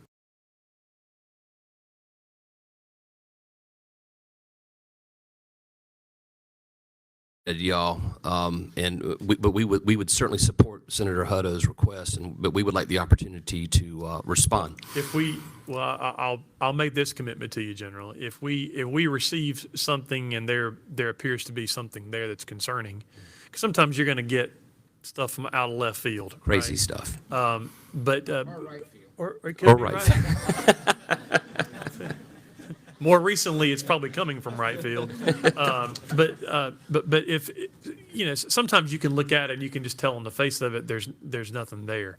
But if there is anything that we're going to get concerned about, my commitment to you is you're going to hear about it before you read about it in the press, at least from us. Thank you. All right, you'll have an opportunity to evaluate it and respond to us. And then if we need to go further, if we need to have a public hearing, then that's a possibility as well. But we're not going to ambush you. Okay? We've enjoyed the process. We love it, and we look forward to completing it. Thank you. Thank you. Thank y'all.